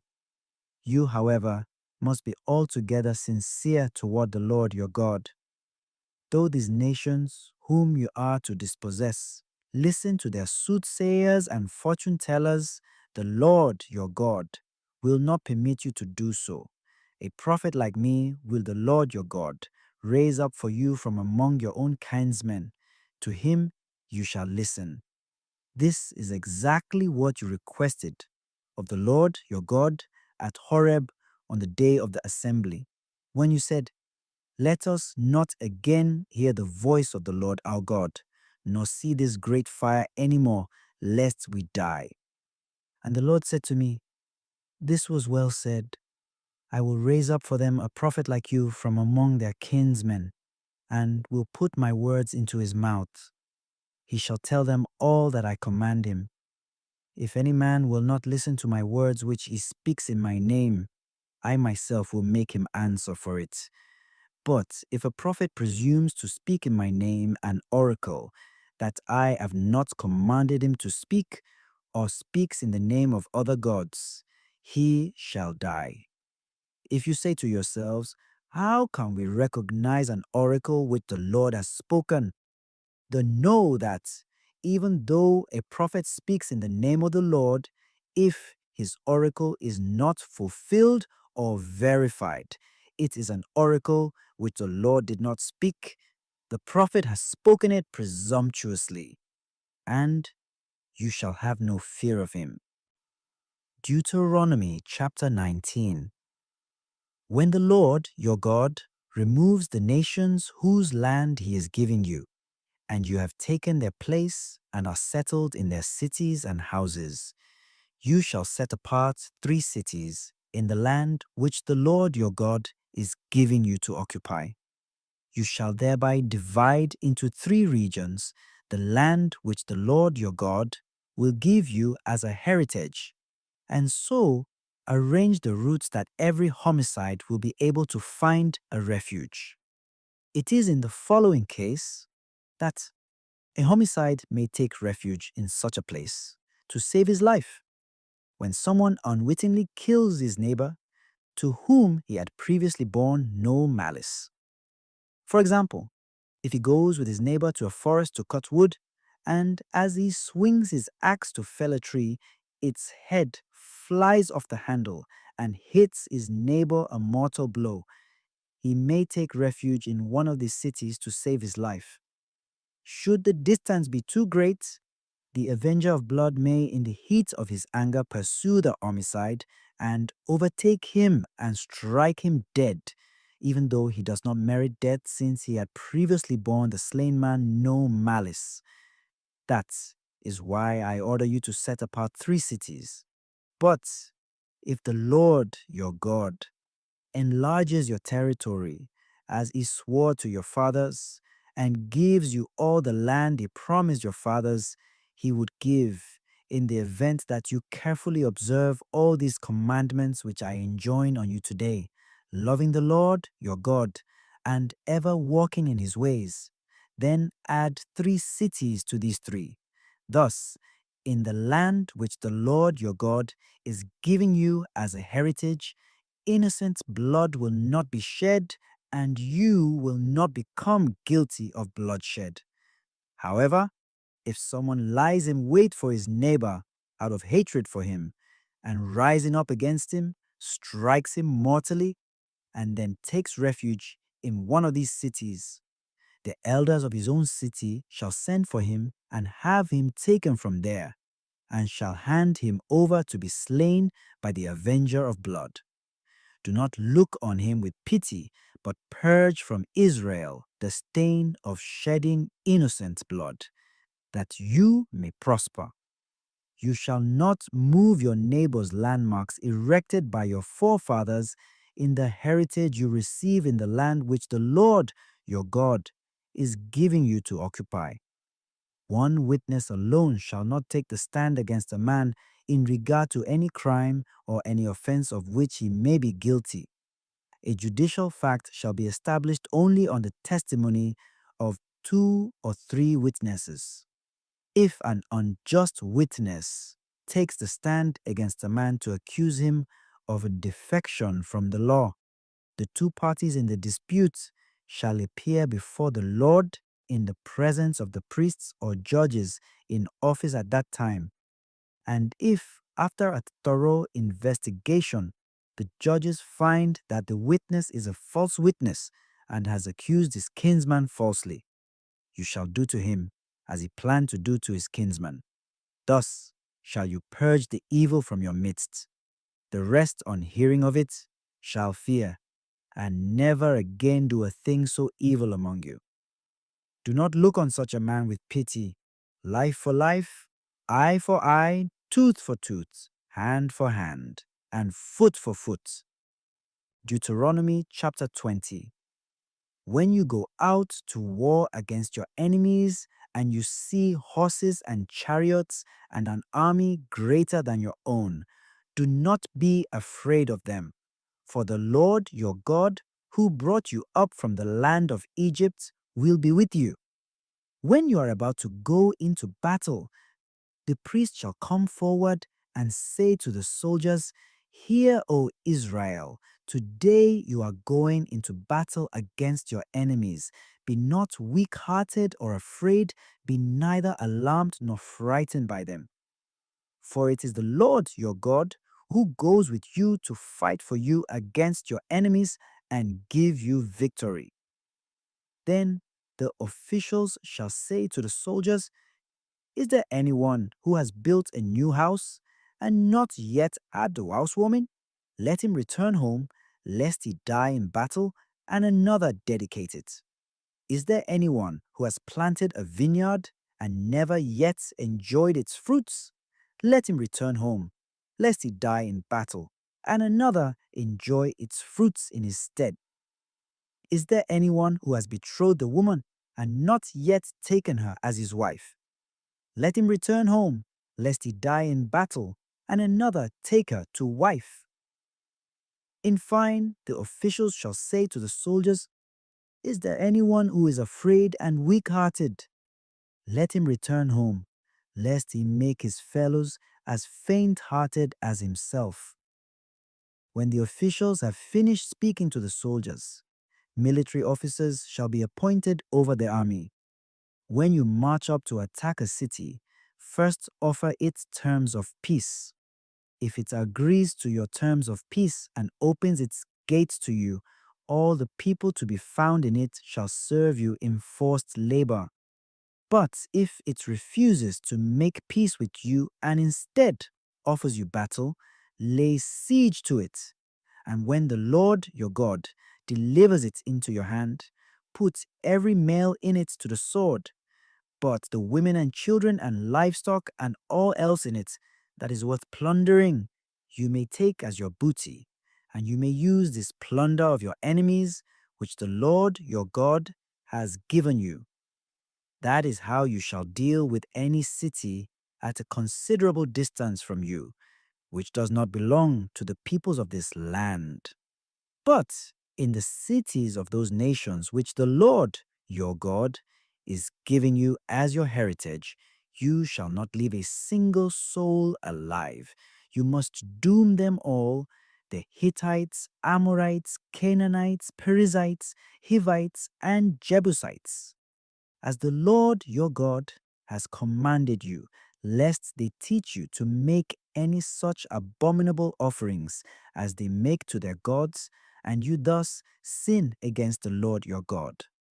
When you are at war with a city and have to lay siege to it for a long time before you capture it, you shall not destroy its trees by putting an axe to them. You may eat their fruits, but you must not cut down the trees. After all, are the trees of the field men, that they should be included in your siege? However, those trees which you know are not fruit trees, you may destroy, cutting them down to build siege works with which to reduce the city that is resisting you. Deuteronomy chapter 21. If the corpse of a slain man is found lying in the open on the land which the Lord your God is giving you to occupy, and it is not known who killed him, your elders and judges shall go out and measure the distances to the cities that are in the neighborhood of the corpse. When it is established which city is nearest the corpse, the elders of that city shall take a heifer that has never been put to work as a draft animal under a yoke, and bringing it down to a wadi with an ever-flowing stream at a place that has not been plowed or sown, they shall cut the heifer's throat there in the wadi. The priests, the descendants of Levi, shall also be present. For the Lord your God has chosen them to minister to him and to give blessings in his name, and every case of dispute or violence must be settled by their decision. Then all the elders of that city nearest the corpse shall wash their hands over the heifer whose throat was cut in the wadi, and shall declare, our hands did not shed this blood, and our eyes did not see the deed. Absolve, O Lord, your people Israel, whom you have ransomed, and let not the guilt of shedding innocent blood remain in the midst of your people Israel. Thus they shall be absolved from the guilt of bloodshed, and you shall purge from your midst the guilt of innocent blood, that you may prosper for doing what is right in the sight of the Lord. When you go out to war against your enemies, and the Lord your God delivers them into your hand, so that you take captives, if you see a comely woman among the captives and become so enamored of her that you wish to have her as wife, you may take her home to your house. But before she may live there, she must shave her head and pare her nails and lay aside her captive's garb. After she has mourned her father and mother for a full month, you may have relations with her, and you shall be her husband, and she shall be your wife. However, if later on you lose your liking for her, you shall give her her freedom if she wishes it. But you shall not sell her or enslave her, since she was married to you under compulsion. If a man with two wives loves one and dislikes the other, and if both bear him sons, but the firstborn is of her whom he dislikes, when he comes to bequeath his property to his sons, he may not consider as his firstborn the son of the wife he loves, in preference to his true firstborn, the son of the wife whom he dislikes. On the contrary, he shall recognize as his firstborn the son of her whom he dislikes, giving him a double share of whatever he happens to own, since he is the first fruits of his manhood, and to him belong the rights of the firstborn. If a man has a stubborn and unruly son who will not listen to his father or mother, and will not obey them, even though they chastise him, his father and mother shall have him apprehended and brought out to the elders at the gate of his home city, where they shall say to those city elders, this son of ours is a stubborn and unruly fellow who will not listen to us. He is a glutton and a drunkard. Then all his fellow citizens shall stone him to death. Thus shall you purge the evil from your midst, and all Israel, on hearing of it, shall fear. If a man guilty of a capital offense is put to death, and his corpse hung on a tree, it shall not remain on the tree overnight. You shall bury it the same day, otherwise, since God's curse rests on him who hangs on a tree, you will defile the land which the Lord your God is giving you as an inheritance. Deuteronomy chapter 22. You shall not see your kinsman's ox or sheep driven astray without showing concern about it. See to it that it is returned to your kinsman. If this kinsman does not live near you, or you do not know who he may be, take it to your own place and keep it with you until he claims it. Then give it back to him.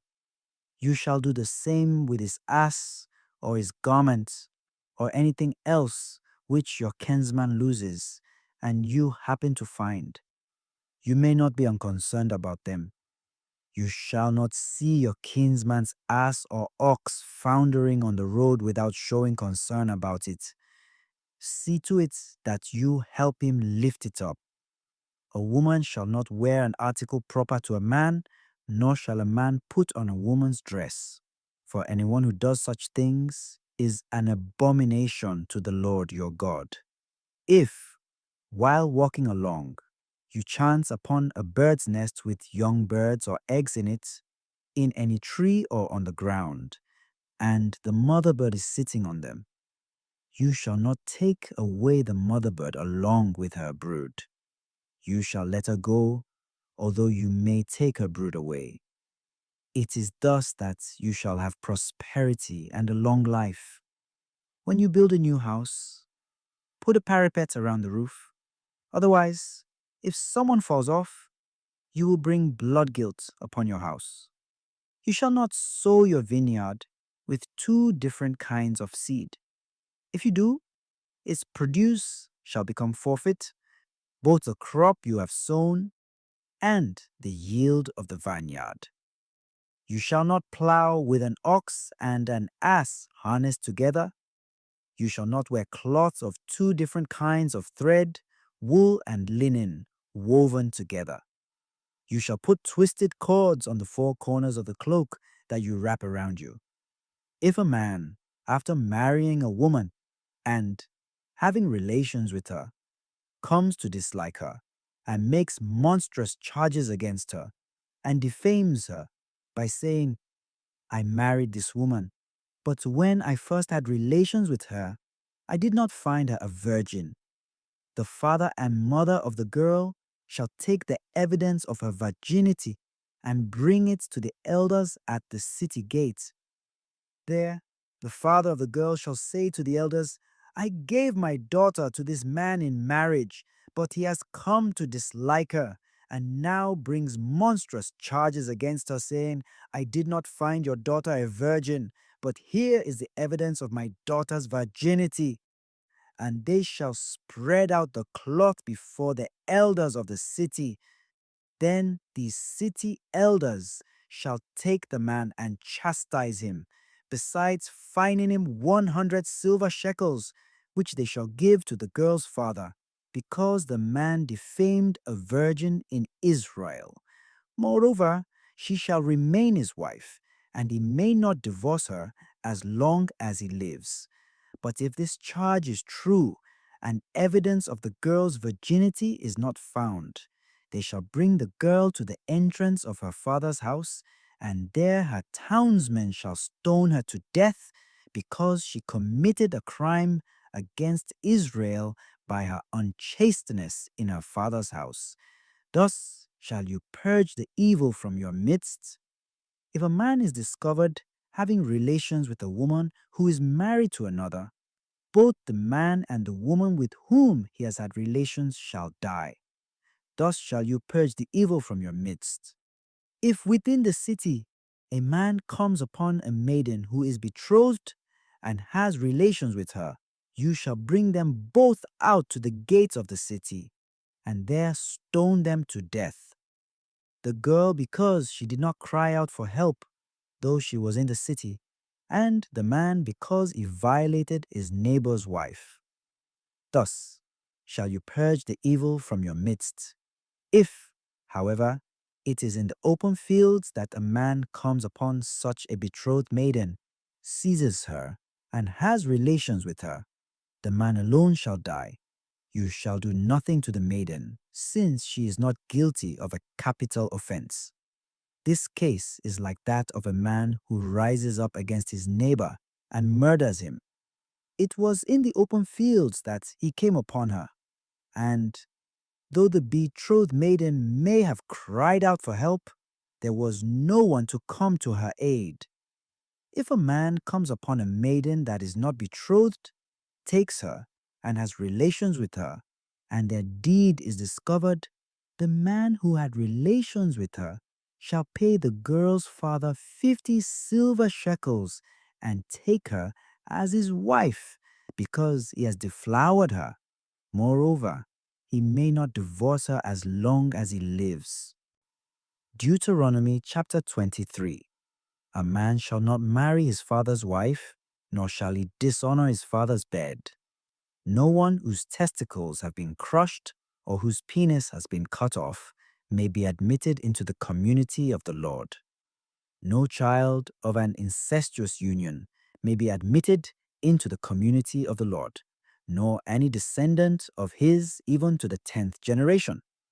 No Ammonite or Moabite may ever be admitted into the community of the Lord, nor any descendants of theirs even to the 10th generation, because they would not succor you with food and water on your journey after you left Egypt, and because Moab hired Balaam, son of Beor, from Pethor in Aram Naharaim to curse you, though the Lord your God would not listen to Balaam and turned his curse into a blessing for you because he loves you.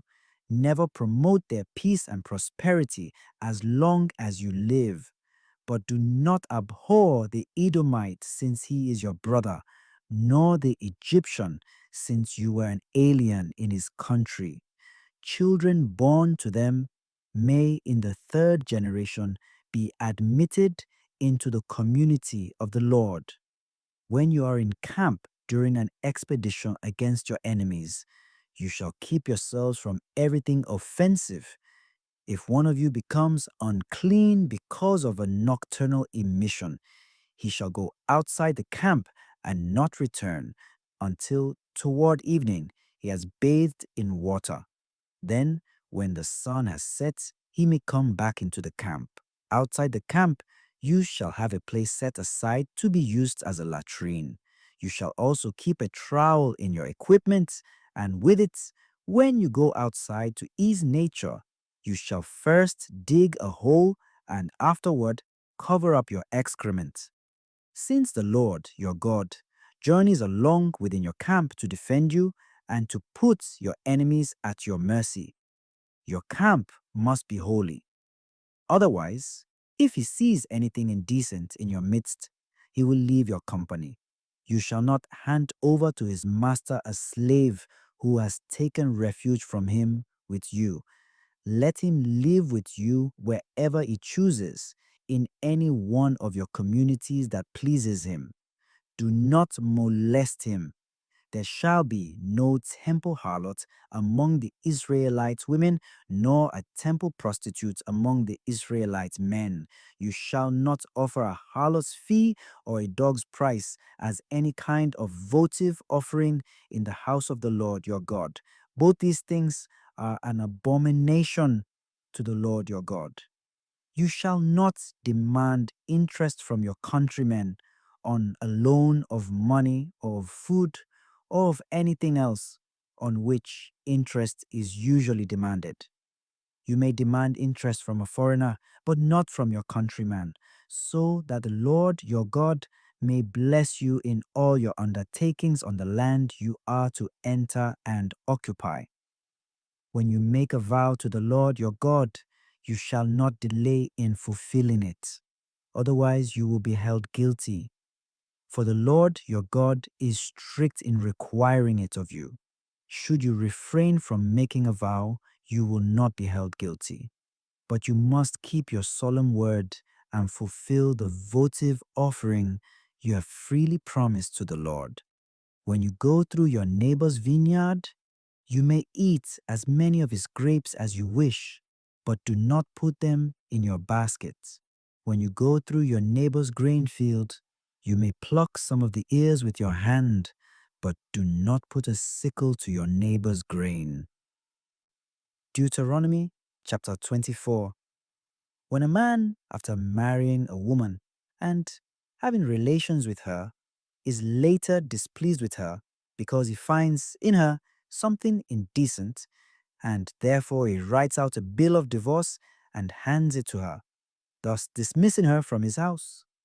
If on leaving his house she goes and becomes the wife of another man, and the second husband too comes to dislike her and dismisses her from his house by handing her a written bill of divorce, or if the second man who has married her dies, then her former husband who dismissed her may not again take her as his wife after she has become defiled. That will be an abomination before the Lord, and you shall not bring such guilt upon the land which the Lord your God is giving you as a heritage. When a man is newly wed, he need not go out on a military expedition, nor shall any public duty be imposed on him. He shall be exempt for 1 year for the sake of his family, to bring joy to the wife he has married. No one shall take a handmill or even its upper stone as a pledge for debt, for he will be taking the debtor's sustenance as a pledge. If any man is caught kidnapping a fellow Israelite in order to enslave him and sell him, the kidnapper shall be put to death.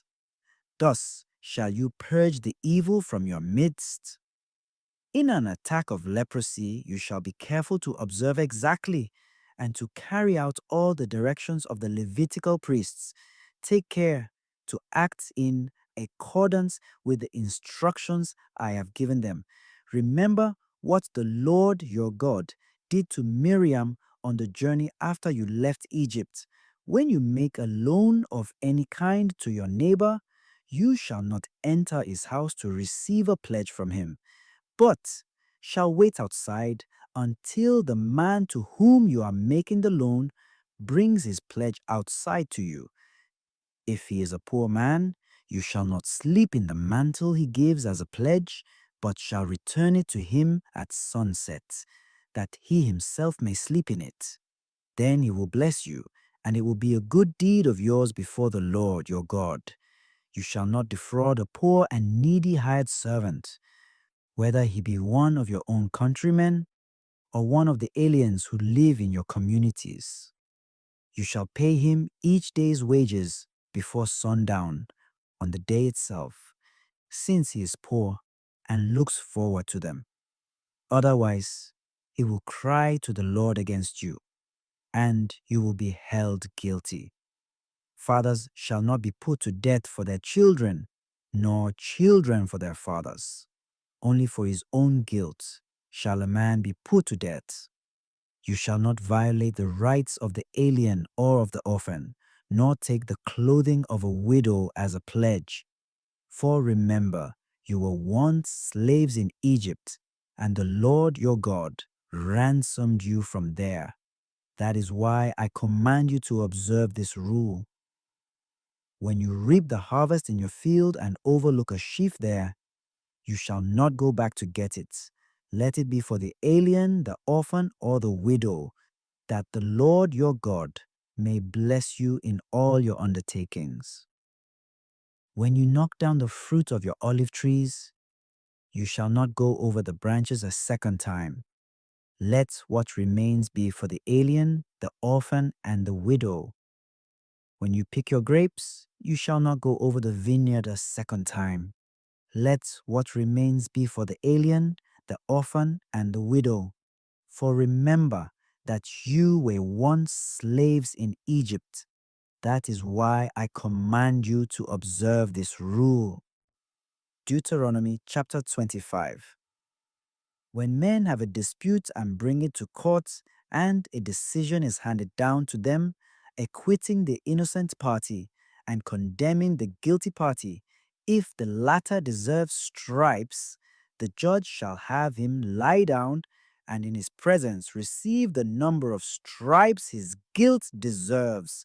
40 stripes may be given him, but no more, lest, if he were beaten with more stripes than these, your kinsman should be looked upon as disgraced because of the severity of the beating. You shall not muzzle an ox when it is treading out grain. When brothers live together and one of them dies without a son, the widow of the deceased shall not marry anyone outside the family, but her husband's brother shall go to her and perform the duty of a brother-in-law by marrying her. The firstborn son she bears shall continue the line of the deceased brother, that his name may not be blotted out from Israel. If, however, a man does not care to marry his brother's wife, she shall go up to the elders at the gate and declare, "My brother-in-law does not intend to perform his duty toward me and refuses to perpetuate his brother's name in Israel." Thereupon, the elders of his city shall summon him and admonish him.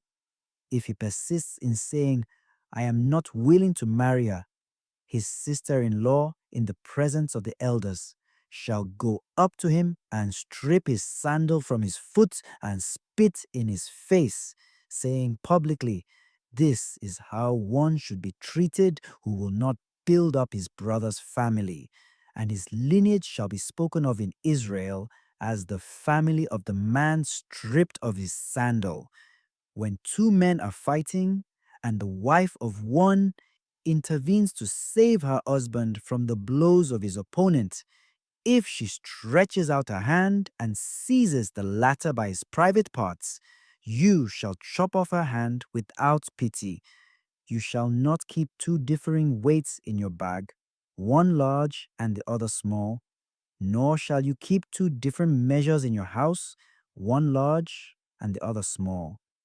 But use a true and just weight and a true and just measure, that you may have a long life on the land which the Lord your God is giving you. Everyone who is dishonest in any of these matters is an abomination to the Lord your God. Bear in mind what Amalek did to you on the journey after you left Egypt, how, without fear of any God, he harassed you along the way, weak and weary as you were, and cut off at the rear all those who lag behind. Therefore, when the Lord your God gives you rest from all your enemies round about in the land which he is giving you to occupy as your heritage, you shall blot out the memory of Amalek from under the heavens. Do not forget. Deuteronomy chapter 26. When you have come into the land which the Lord your God is giving you as a heritage, and have occupied it and settled in it, you shall take some first fruits of the various products of the soil which you harvest from the land which the Lord your God gives you, and putting them in a basket, you shall go to the place which the Lord your God chooses for the dwelling place of his name. There you shall go to the priest in office at that time and say to him, "Today I acknowledge to the Lord my God that I have indeed come into the land which he swore to our fathers he would give us." The priest shall then receive the basket from you and shall set it in front of the altar of the Lord your God. Then you shall declare before the Lord your God, "My father was a wandering Aramean who went down to Egypt with a small household and lived there as an alien. But there he became a nation great, strong, and numerous. When the Egyptians maltreated and oppressed us, imposing hard labor upon us, we cried to the Lord, the God of our fathers, and he heard our cry, and saw our affliction, our toil, and our oppression. He brought us out of Egypt with his strong hand and outstretched arm, with terrifying power, with signs and wonders, and bringing us into this country. He gave us this land flowing with milk and honey. Therefore, I have now brought you the first fruits of the products of the soil, which you, O Lord, have given me. And having set them before the Lord your God, you shall bow down in his presence. Then you and your family, together with the Levite and the aliens who live among you, shall make merry over all these good things which the Lord your God has given you.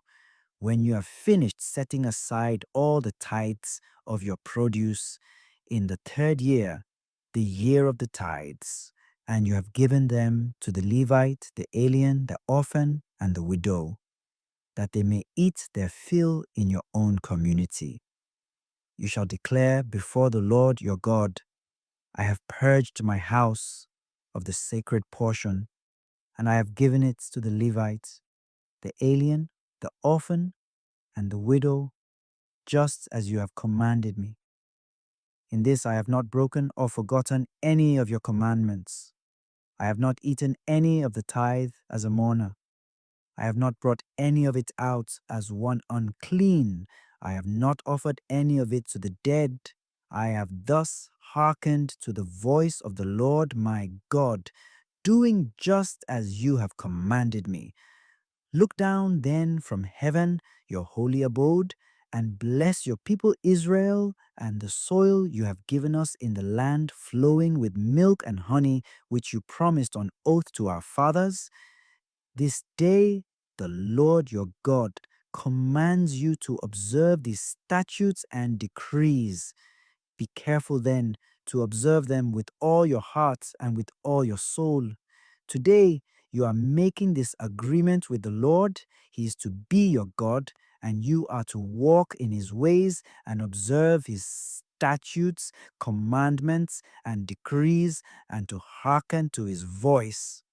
And today the Lord is making this agreement with you. You are to be a people peculiarly his own, as he promised you. And provided you keep all his commandments, he will then raise you high in praise and renown and glory above all other nations he has made. And you will be a people sacred to the Lord your God, as he promised. Deuteronomy chapter 27. Then Moses, with the elders of Israel, gave the people this order. Keep all these commandments which I enjoin on you today. On the day you cross the Jordan into the land which the Lord your God is giving you, set up some large stones and coat them with plaster. Also write on them, at the time you cross, all the words of this law, that you may thus enter into the land flowing with milk and honey, which the Lord your God and the God of your fathers is giving you as he promised you.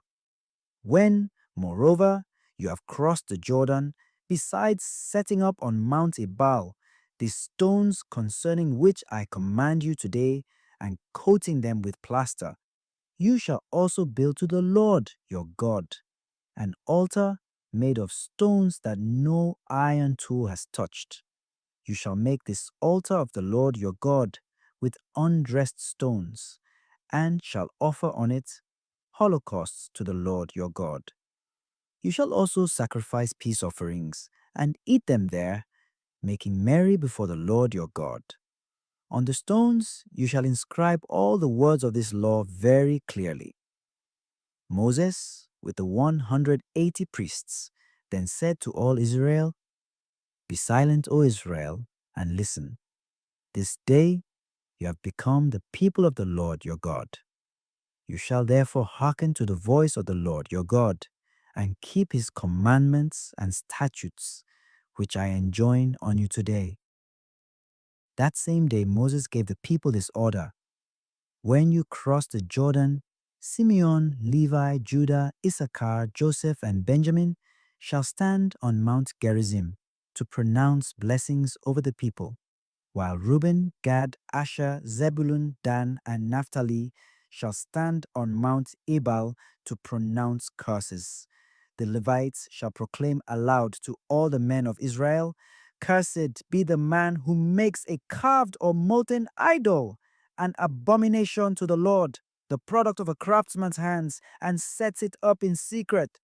And all the people shall answer, "Amen. Cursed be he who dishonors his father or his mother." And all the people shall answer, "Amen. Cursed be he who moves his neighbor's landmarks." And all the people shall answer, "Amen. Cursed be he who misleads a blind man on his way." And all the people shall answer, "Amen. Cursed be he who violates the rights of the alien, the orphan, or the widow."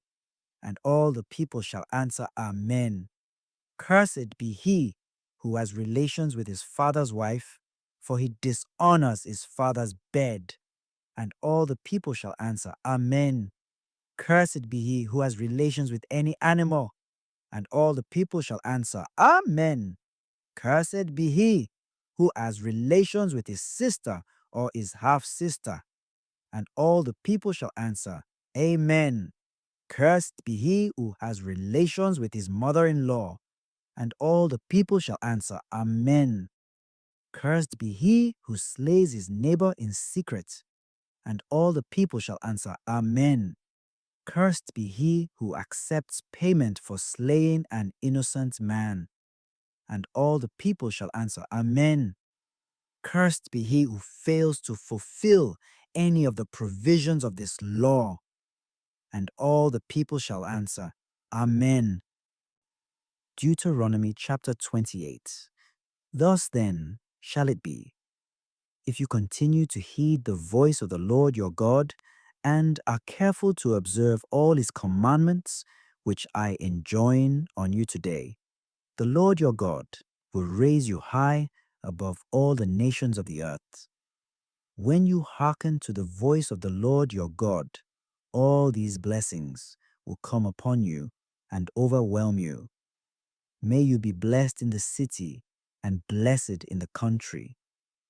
Blessed be the fruit of your womb, the produce of your soil, and the offspring of your livestock, the issue of your herds, and the young of your flocks. Blessed be your grain bin and your kneading bowl. May you be blessed in your coming in and blessed in your going out. The Lord will beat down before you the enemies that rise up against you. Though they come out against you from but one direction, they will flee before you in seven. The Lord will affirm his blessing upon you, on your barns and on all your undertakings, blessing you in the land that the Lord your God gives you, provided that you keep the commandments of the Lord your God and walk in his ways. He will establish you as a people sacred to himself, as he swore to you, so that when all the nations of the earth see you bearing the name of the Lord, they will stand in awe of you.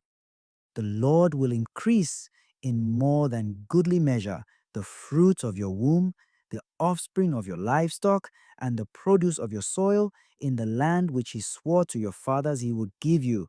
The Lord will open up for you his rich treasure house of the heavens to give your land rain in due season, blessing all your undertakings, so that you will lend to many nations and borrow from none. The Lord will make you the head, not the tail, and you will always mount higher and not decline, as long as you obey the commandments of the Lord your God, which I order you today to observe carefully, not turning aside to the right or to the left from any of the commandments which I now give you, in order to follow other gods and serve them. But if you do not hearken to the voice of the Lord your God, and are not careful to observe all his commandments, which I enjoin on you today, all these curses shall come upon you and overwhelm you. May you be cursed in the city, and cursed in the country. Cursed be your grain bin and your kneading bowl. Cursed be the fruit of your womb, the produce of your soil, and the offspring of your livestock, the issue of your herds, and the young of your flocks. May you be cursed in your coming in and cursed in your going out. The Lord will put a curse on you, defeat and frustration in every enterprise you undertake, until you are speedily destroyed and perish for the evil you have done in forsaking me. The Lord will bring a pestilence upon you that will persist until he has exterminated you from the land you are entering to occupy. The Lord will strike you with wasting and fever, with scorching fiery drought, with blight and searing wind that will plague you until you perish. The sky over your heads will be like bronze, and the earth under your feet like iron. For rain, the Lord will give your land powdery dust, which will come down upon you from the sky until you are destroyed. The Lord will let you be beaten down before your enemies. Though you advance against them from one direction, you will flee before them in seven, so that you will become a terrifying example to all the kingdoms of the earth. Your carcasses will become food for all the birds of the air and for the beasts of the field, with no one to frighten them off. The Lord will strike you with Egyptian boils and with tumors, eczema, and the itch until you cannot be cured. And the Lord will strike you with madness, blindness, and panic, so that even at midday you will grope like a blind man in the dark, unable to find your way. You will be oppressed and robbed continually, with no one to come to your aid. Though you betroth a wife, another man will have her. Though you build a house, you will not live in it. Though you plant a vineyard, you will not enjoy its fruits. Your ox will be slaughtered before your eyes, and you will not eat of its flesh. Your ass will be stolen in your presence, but you will not recover it. Your flocks will be given to your enemies, with no one to come to your aid. Your sons and daughters will be given to a foreign nation, while you look on and grieve for them in constant helplessness. A people whom you do not know will consume the fruit of your soil and of all your labor, and you will be oppressed and crushed at all times without surcease, until you are driven mad by what your eyes must look upon. The Lord will strike you with malignant boils, of which you cannot be cured, on your knees and legs, and from the soles of your feet to the crown of your head. The Lord will bring you and your king, whom you have set over you, to a nation which you and your fathers have not known, and there you will serve strange gods of wood and stone, and will call forth amazement, reproach, and barbed scorn from all the nations to which the Lord will lead you. Though you spend much seed on your field, you will harvest but little, for the locusts will devour the crop. Though you plant and cultivate vineyards, you will not drink or store up the wine, for the grubs will eat the vines clean. Though you have olive trees throughout your country, you will have no oil for ointment, for your olives will drop off unripe. Though you beget sons and daughters, they will not remain with you, but will go into captivity. Buzzing insects will infest all your trees and the crops of your soil. The alien residing among you will rise higher and higher above you, while you sink lower and lower. He will lend to you, not you to him. He will become the head, you the tail. All these curses will come upon you, pursuing you and overwhelming you until you are destroyed, because you would not hearken to the voice of the Lord your God, nor keep the commandments and statutes he gave you. They will light on you and your descendants as a sign and a wonder for all time. Since you would not serve the Lord your God with joy and gratitude for abundance of every kind, therefore in hunger and thirst, in nakedness and utter poverty, you will serve the enemies whom the Lord will send against you.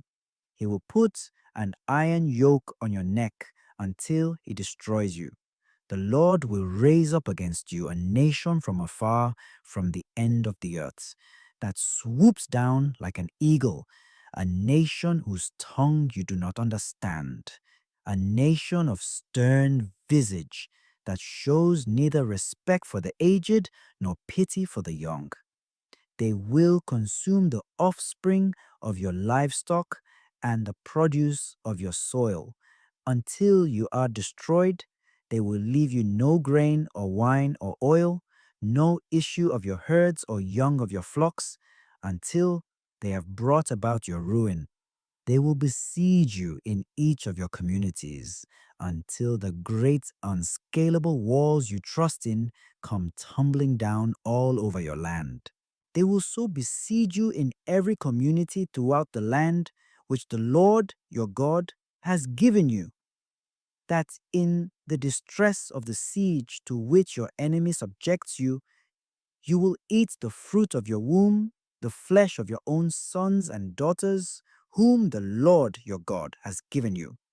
The most refined and fastidious man among you will begrudge his brother and his beloved wife and his surviving children any share in the flesh of his children that he himself is using for food when nothing else is left him in the straits of the siege to which your enemy will subject you in all your communities.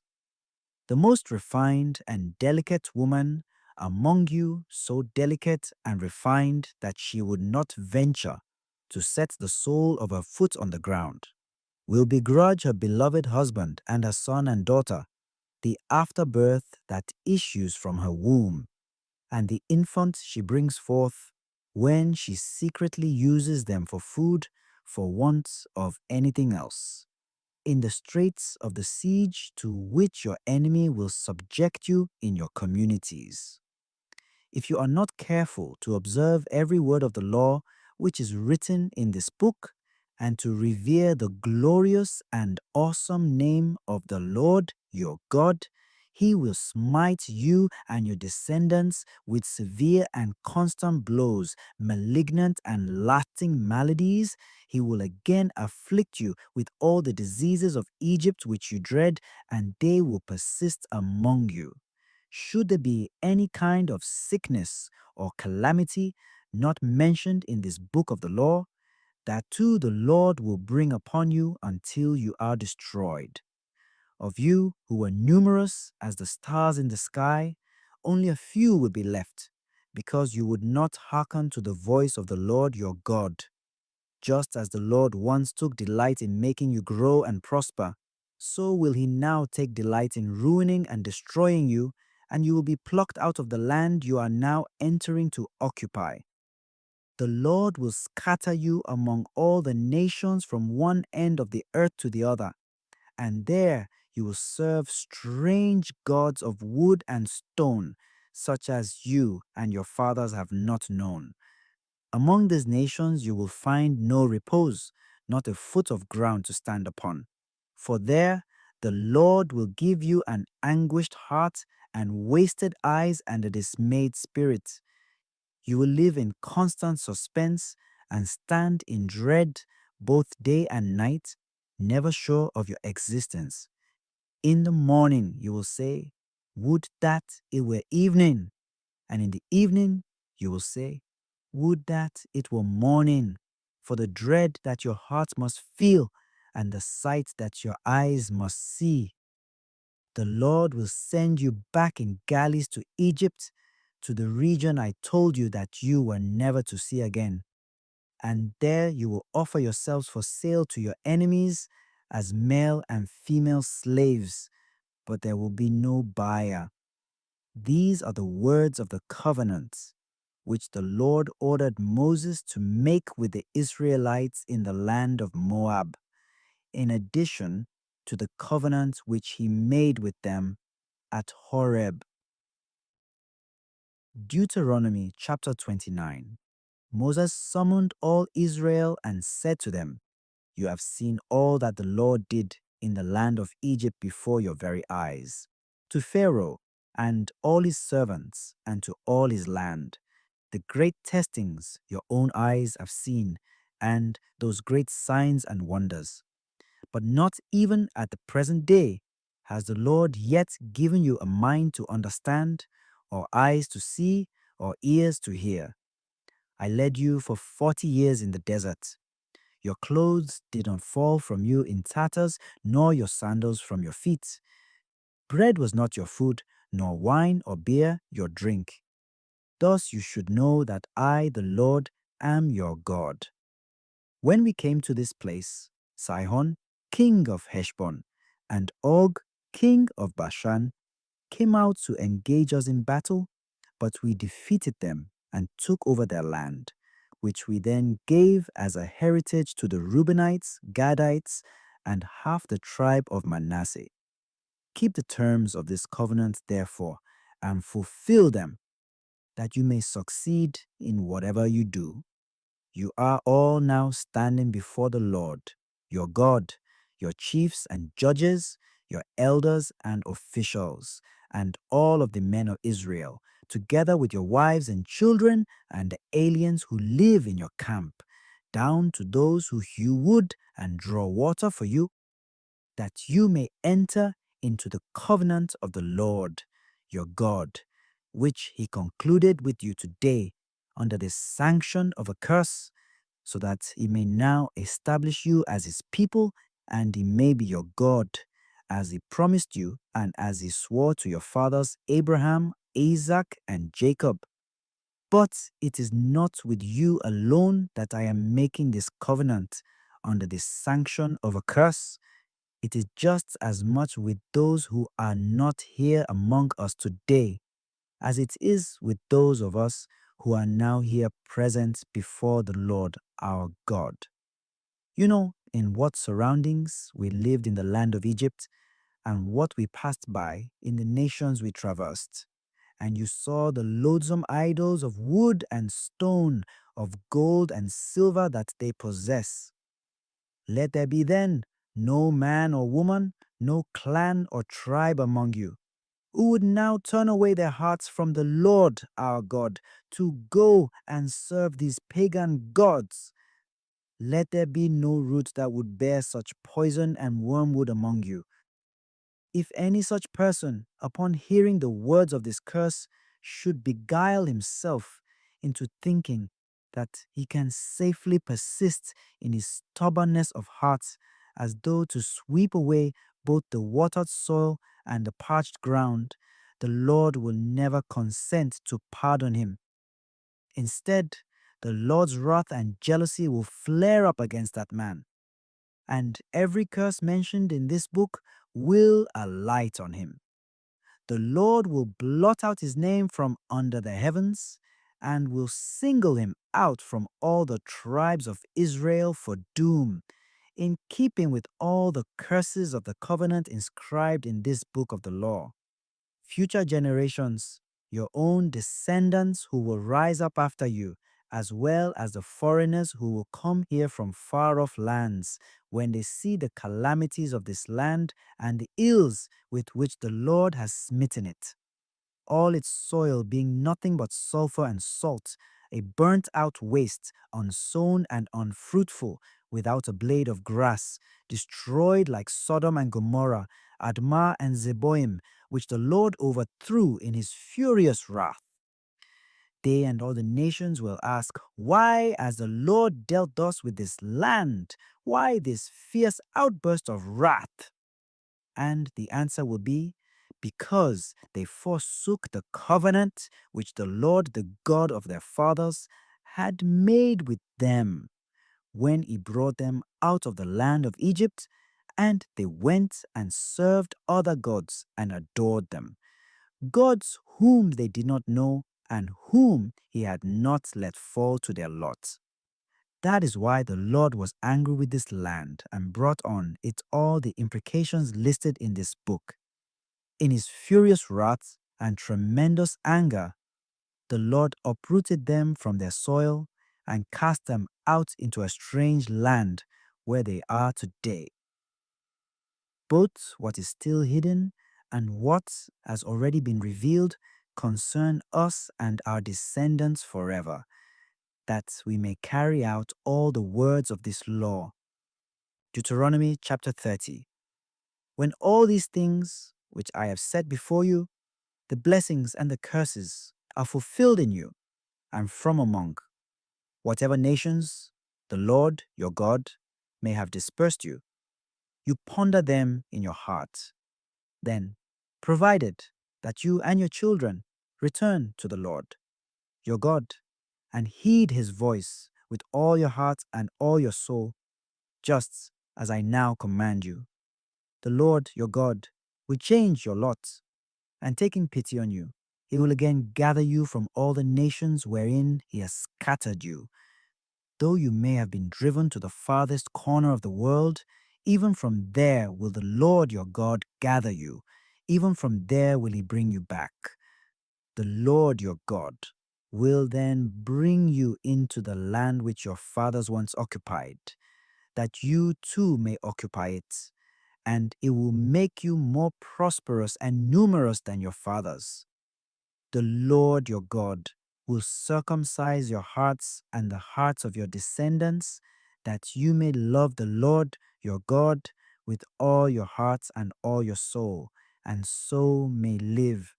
But all those curses the Lord your God will assign to your enemies and the foes who persecuted you. You, however, must again heed the Lord's voice and carry out all his commandments which I now enjoin on you. Then the Lord your God will increase in more than goodly measure the returns from all your labors, the fruit of your womb, the offspring of your livestock, and the produce of your soil. For the Lord your God will again take delight in your prosperity, even as he took delight in your fathers, if only you heed the voice of the Lord your God, and keep his commandments and statutes that are written in this book of the law, when you return to the Lord your God with all your heart and all your soul. For this command which I enjoin on you today is not too mysterious and remote for you. It is not up in the sky that you should say, who will go up in the sky to get it for us and tell us of it, that we may carry it out?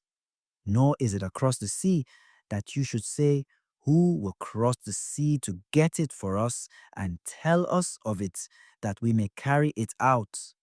No, it is something very near to you, already in your mouths and in your hearts. You have only to carry it out.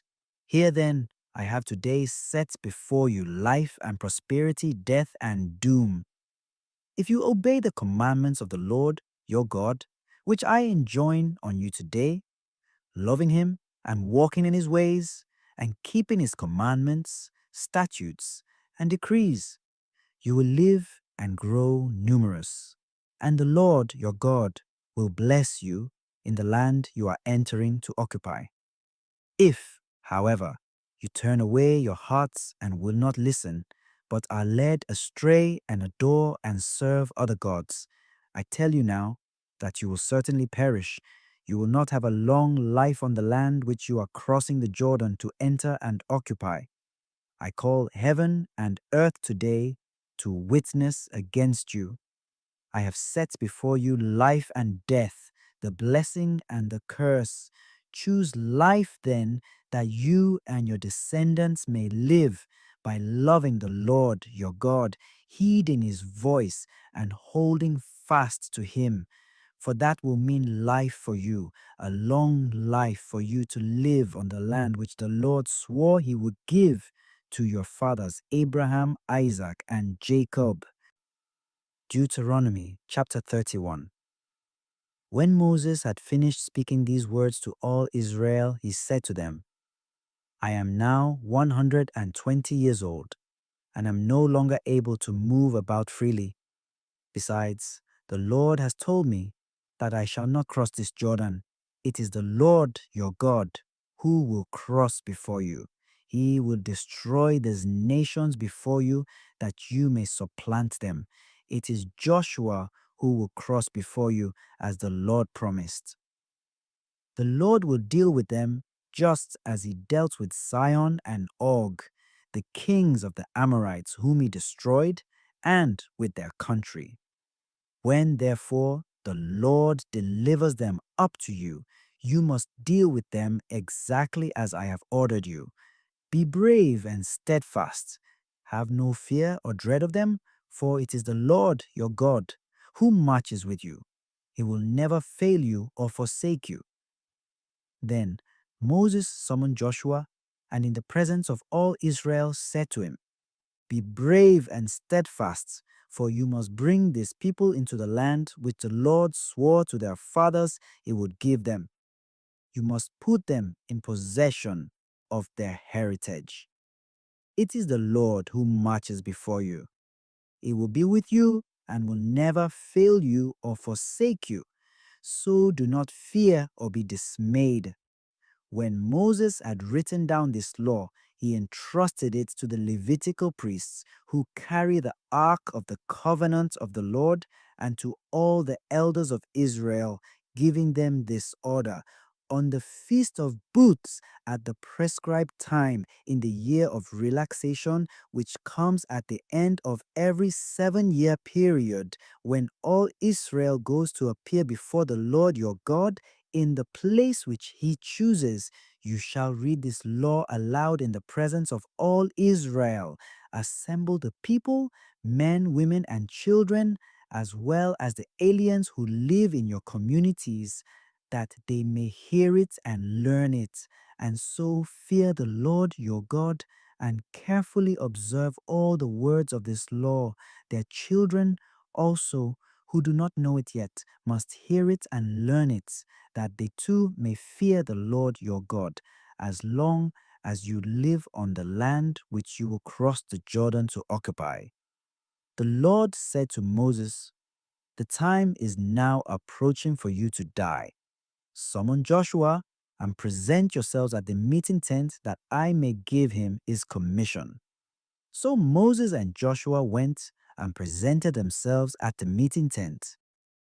And the Lord appeared at the tent in a column of cloud, which stood still at the entrance of the tent. The Lord said to Moses, Soon you will be at rest with your fathers, and then this people will take to rendering wanton worship to the strange gods among whom they will live in the land they are about to enter. They will forsake me and break the covenant which I have made with them. At that time, my anger will flare up against them. I will forsake them and hide my face from them, so that they will become a prey to be devoured, and many evils and troubles will befall them. At that time, they will indeed say, Is it not because our God is not among us that these evils have befallen us? Yet I will be hiding my face from them at that time only because of all the evil they have done in turning to other gods. Write out this song, then, for yourselves. Teach it to the Israelites and have them recite it so that this song may be a witness for me against the Israelites.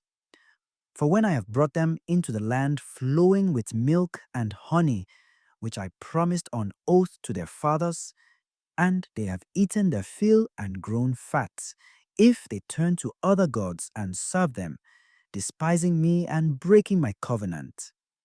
Then, when many evils and troubles befall them, this song, which their descendants will not have forgotten to recite, will bear witness against them.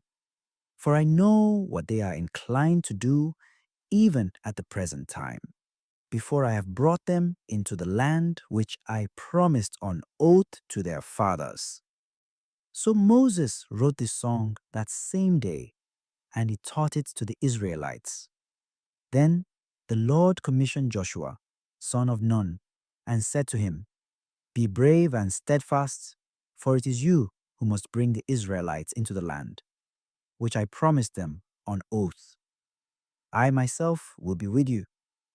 When Moses had finished writing out on a scroll the words of the law in their entirety, he gave the Levites, who carry the ark of the covenant of the Lord, this order: "Take this scroll of the law and put it beside the ark of the covenant of the Lord your God, that there it may be a witness against you. For I already know how rebellious and stiff-necked you will be. Why, even now, while I am alive among you, you have been rebels against the Lord. How much more then, after I am dead? Therefore, assemble all your tribal elders and your officials before me, that I may speak these words for them to hear, and so may call heaven and earth to witness against them. For I know that after my death, you are sure to become corrupt, and to turn aside from the way along which I directed you, so that evil will befall you in some future age, because you have done evil in the Lord's sight, and provoked him by your deeds. Then Moses recited the words of this song from beginning to end, for the whole assembly of Israel to hear. Deuteronomy chapter 32. Give ear, O heavens, while I speak. Let the earth hearken to the words of my mouth. May my instructions soak in like the rain, and my discourse permeate like the dew, like a downpour upon the grass, like a shower upon the crops. For I will sing the Lord's renown. O proclaim the greatness of our God.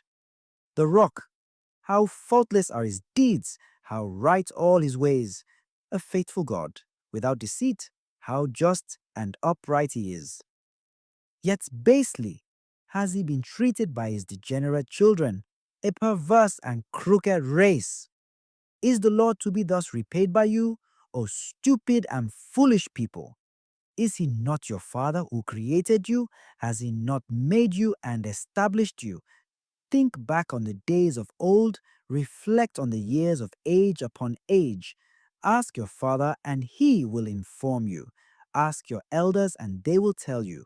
When the Most High assigned the nations their heritage, when he parceled out the descendants of Adam, he set up the boundaries of the peoples after the number of the sons of God. While the Lord's own portion was Jacob, his hereditary share was Israel. He found them in a wilderness, a wasteland of howling deserts. He shielded them and cared for them, guarding them as the apple of his eye. As an eagle incites its nestlings forth by hovering over its brood, so he spread his wings to receive them and bore them up on his pinions. The Lord alone was their leader. No strange god was with him. He had them ride triumphant over the summits of the land and live off the products of its fields, giving them honey to suck from its rocks and olive oil from its hard stony ground, butter from its cows and milk from its sheep, with the fat of his lambs and rams, its Bashan bulls and its goats, with the cream of his finest wheat, and the foaming blood of its grapes you drank. So Jacob ate his fill. The darling grew fat and frisky. You became fat and gross and gorged. They spurned the God who made them and scorned their saving rock. They provoked him with strange gods and angered him with abominable idols. They offered sacrifice to demons, to no gods, to gods whom they had not known before, to newcomers just arrived, of whom their fathers had never stood in awe. You were unmindful of the rock that begot you. You forgot the God who gave you birth. When the Lord saw this, he was filled with loathing and anger toward his sons and daughters. I will hide my face from them, he said, and see what will then become of them. What a fickle race they are, sons with no loyalty in them. Since they have provoked me with their no God and angered me with their vain idols, I will provoke them with a no people. With a foolish nation I will anger them. For by my wrath a fire is enkindled that shall rage to the depths of the nether world, consuming the earth with its yield, and licking with flames the roots of the mountains. I will spend on them woe upon woe and exhaust all my arrows against them. Emaciating hunger and consuming fever and bitter pestilence, and the teeth of wild beasts I will send among them, with the venom of reptiles gliding in the dust. Snatched away by the sword in the street, and by sheer terror at home shall be the youth and the maiden alike, the nursing babe as well as the hoary old man. I would have said, I will make an end of them and blot out their name from men's memories. Had I not feared the insolence of their enemies, feared that these foes would mistakenly boast, our own hand won the victory, the Lord had nothing to do with it. For they are a people devoid of reason, having no understanding. If they had insight, they would realize what happened. They would understand their future and say, how could one man rout 1,000, or two men put 10,000 to flight, unless it was because their rock sold them and the Lord delivered them up? Indeed, their rock is not like our rock, and our foes are under condemnation. They are a branch of Sodom's vine stock, from the vineyards of Gomorrah. Deuteronomy chapter 33. This is the blessing which Moses, the man of God, pronounced upon the Israelites before he died. He said, The Lord came from Sinai and dawned on his people from Seir. He shone forth from Mount Paran and advanced from Meribah Kadesh, while at his right hand a fire blazed forth, and his wrath devastated the nations. But all his holy ones were in his hand. They followed at his feet, and he bore them up on his pinions. A law he gave to us. He made the community of Jacob his domain, and he became king of his darling. When the chiefs of the people assembled, and the tribes of Israel came together, may Reuben live and not die out, but let his men be few. The following is for Judah.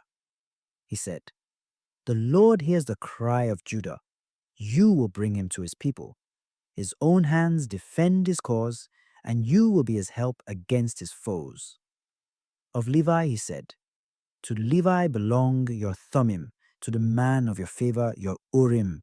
For you put him to the test at Massa, and you contended with him at the waters of Meribah. He said of his father, I regard him not. His brothers he would not acknowledge, and his own children he refused to recognize. Thus, the Levites keep your words, and your covenant they uphold. They promulgate your decisions to Jacob and your law to Israel. They bring the smoke of sacrifice to your nostrils and burnt offerings to your altar. Bless, O Lord, his possessions, and accept the ministry of his hands. Break the backs of his adversaries and of his foes, that they may not rise. Of Benjamin, he said, Benjamin is the beloved of the Lord, who shelters him all the day, while he abides securely at his breast. Of Joseph he said, Blessed by the Lord is his land, with the best of the skies above, and of the abyss crouching beneath, with the best of the produce of the year and the choicest sheaves of the months, with the finest gifts of the age-old mountains and the best from the timeless hills, with the best of the earth and its fullness, and the favor of him who dwells in the bush. These shall come upon the head of Joseph, and upon the brow of the prince among his brothers, the majestic bull, his father's firstborn, whose horns are those of the wild ox with which to gore the nations, even those at the ends of the earth. These are the myriads of Ephraim, and these the thousands of Manasseh. Of Zebulun, he said, Rejoice, O Zebulun, in your pursuits, and you, Issachar, in your tents, you who invite the tribes to the mountains where feasts are duly held, because you suck up the abundance of the seas and the hidden treasures of the sand. Of Gad he said, Blessed be he who has made Gad so vast. He lies there like a lion that has seized the arm and head of the prey. He saw that the best should be his when the princely portion was assigned, while the heads of the people were gathered. He carried out the justice of the Lord and his decrees respecting Israel. Of Dan he said, Dan is a lion's whelp that springs forth from Bashan. Of Naphtali he said, Naphtali is enriched with favors and filled with the blessings of the Lord. The lake and south of it are his possession.